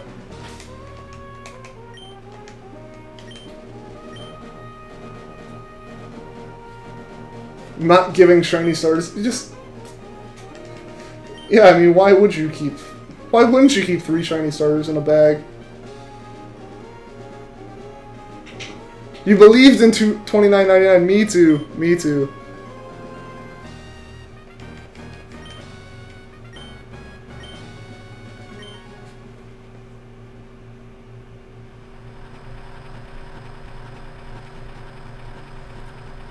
Like chat seems to be saying, for anyone who's new, I do try to keep the streams PG.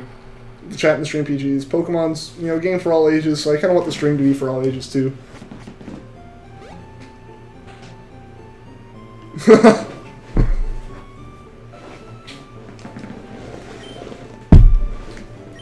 3003. All right, Nick. We'll see. We'll see. How would you feel if it was 3001? I'd be pretty salty if I was one off for, you know, several streams in a row. I guess you can say, all right, Andrea. I'm glad you can stick around.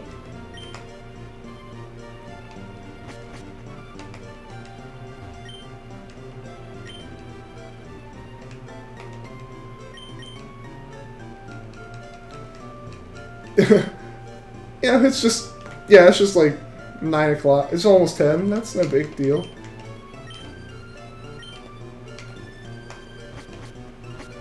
You would be not so happy. Been almost right this whole time. 9:47 p.m. Yep, same. Yeah, so I tend to go to 10 Eastern. So we've got 12 minutes left now on the stream.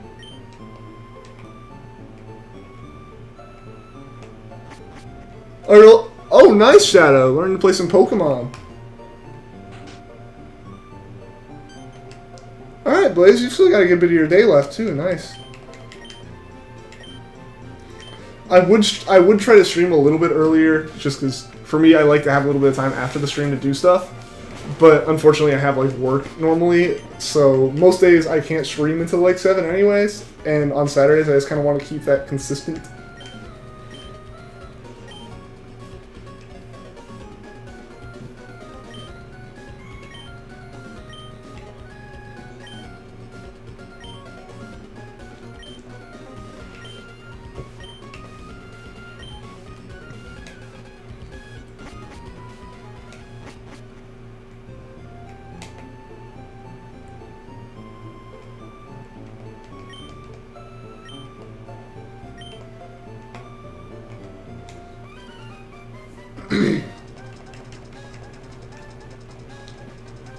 What's wrong, Robot?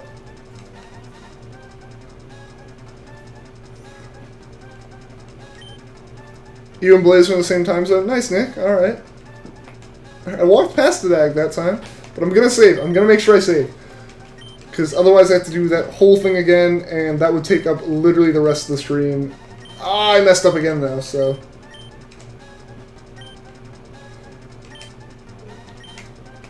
Yes, I want to overwrite save. So now we can do this.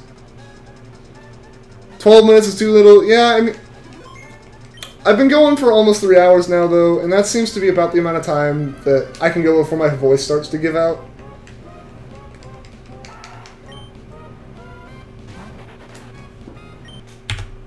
But, I mean, for anyone... But, like, if you want to keep chatting outside of this, there is that Discord if you haven't joined it yet.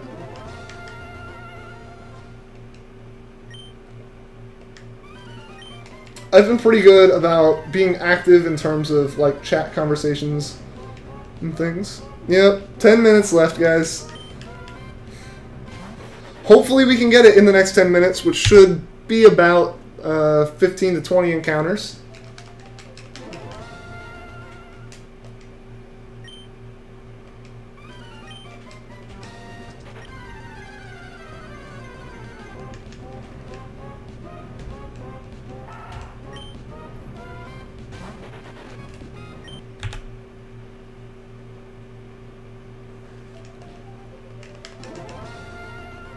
You're a all right, Sans. All right.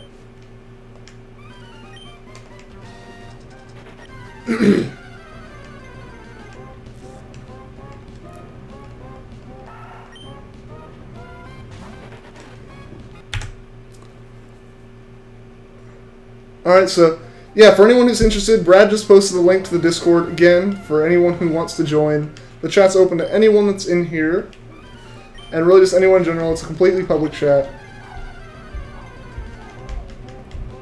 It's really just for people who want to, you know, talk about shiny hunting and just really anything.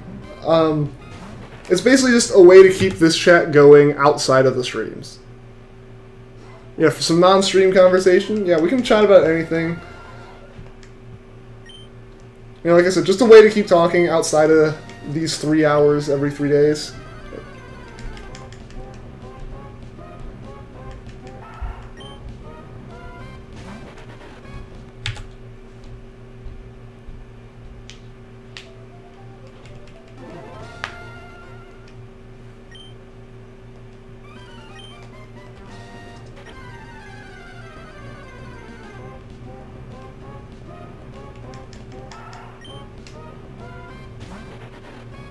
Should you shiny hunt for your Mudkip in Emerald or Omega Ruby? If you want it to be a lot easier on yourself, I'd do it in Omega Ruby. Because in Emerald, the odds are insane.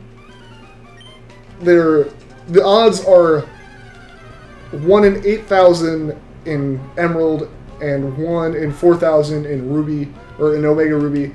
And on top of that, Emerald has messed up RNG, so it makes it even more difficult to get it. Well, congrats, Kareem!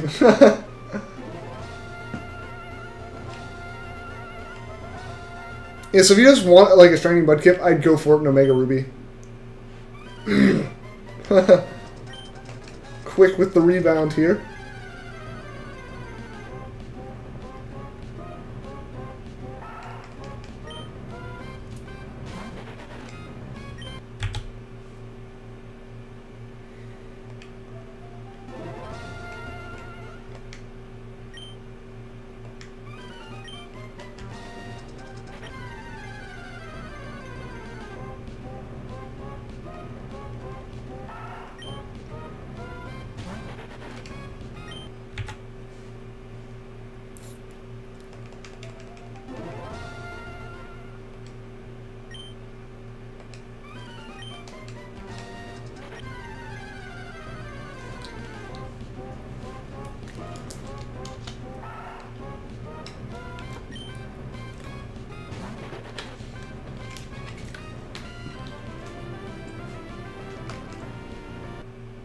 Five minutes. Yep, Robot. We've got about 5 minutes left in the stream for the night.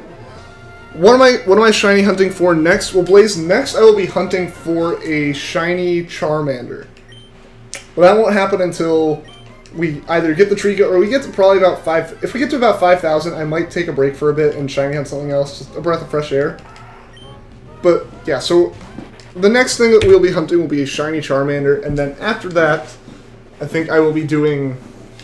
I'll be definitely doing some more hunts throughout Emerald because I plan on doing a shiny badge quest, and definitely gonna end up at the end of the day hunting for legendaries and stuff that are shiny locked in Omega Ruby and Alpha Sapphire. So I can only get them here. And and on top of that, I'm probably gonna also get like Reggies and all that kind of stuff in Emerald. But the immediately next hunt will be a Charmander in Leaf Green.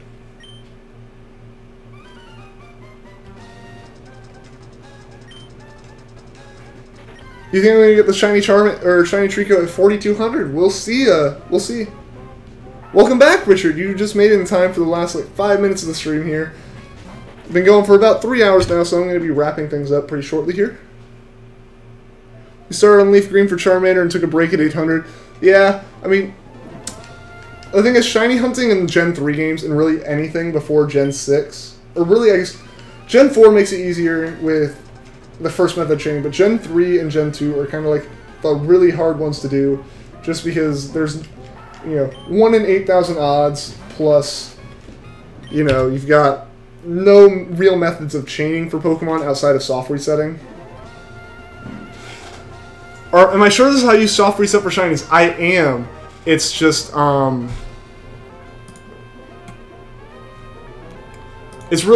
it's just the odds are really not in your favor. You know, the odds are 1 in 8,192, and there's no way of reducing those odds, especially at the beginning of a game like this. So, and Emerald's got messed up RNG, which I have been taking care of, because I know it's a little bit messed up. For anyone that's concerned that, like, I'm not resetting my save and I don't know about the broken RNG in Emerald, I am aware of that, and I have been, like, taking measures to remedy it. But yeah, it's just, the odds of running into a shiny are really low in these games.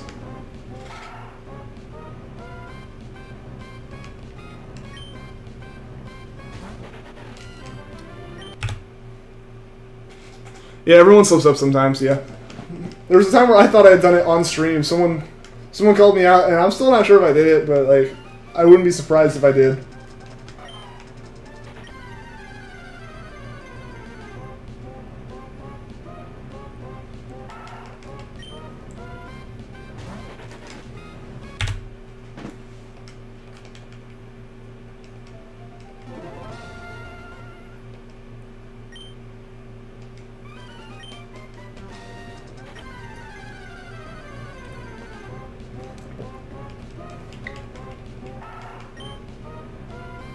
What's up, Game Master? Welcome to the stream.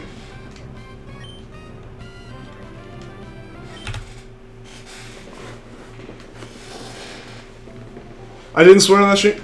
Yeah, I mean, that's what it kind of sounded like after everyone checked. Alright, see you later, Sans. Thanks for tuning in.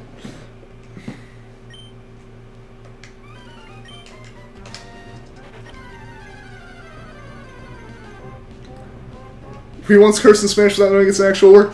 You see, that's why, like, some people have asked me to say things in, like, a different language on stream, and I've kind of avoided it just because of that. Like, I don't know if they're telling me to say something that I don't want to say. Tell you if we get it. Alright, Sans, I will definitely post it in the Discord if I get it. And, like I said, I'll mark this video especially as, like, you know, a successful shiny hunt and stuff. 2 more minutes until it's over. Yeah, Kareem, so we've been going for, like, almost 3 hours now. So, going to be wrapping things up here shortly. Probably like 4 or 5 more encounters. You bought Pokemon Moon! Moon, awesome, Game Master. Hope you're enjoying it. Alright, see you later, Furcorn Clan. I actually got it that time. I got it that time. Haha! The last time, right as I say goodbye. Gonna do it. Alright, yeah. Well, we've got a minute. We can still get this. We can still get it. It's going pretty good, Game Master Matt. Unfortunately, I'm ending the stream in like the next few minutes. I'm probably going to go to 3,025 here. It's been 3 hours on the stream now, so it's time to wrap it up for the night. I've got things I got to do in the morning.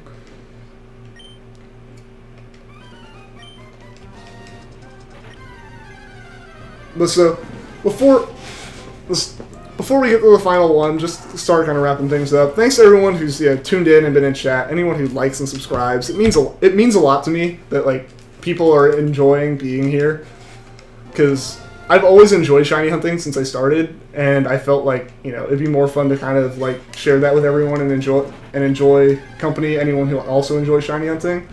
And yeah, so for everyone who's like been here and been in chat, it's really awesome to talk to everyone. Means you're like, yeah, Game Master. Unfortunately, I'm like ending the stream night. The one that you joined was a stream I started really late, so I went a bit later. But yeah, most of the time I run my streams from 7 to 10 p.m. Eastern time. You can't tell you're gonna leave before I do. All right, French Fry, hi, thank you for the sub.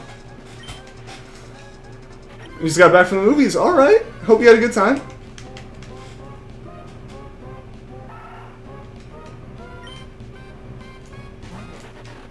Alright guys, so this is going to be the last encounter for the night. Hopefully it's shiny. That'd be awesome. That'd be a great way to end the stream, is with a shiny. But if it's not this one, then I'll be back on Monday night, streaming again the same time as usual. Aw man, so unfortunately we didn't get the shiny this stream either, but we're going to keep going next stream.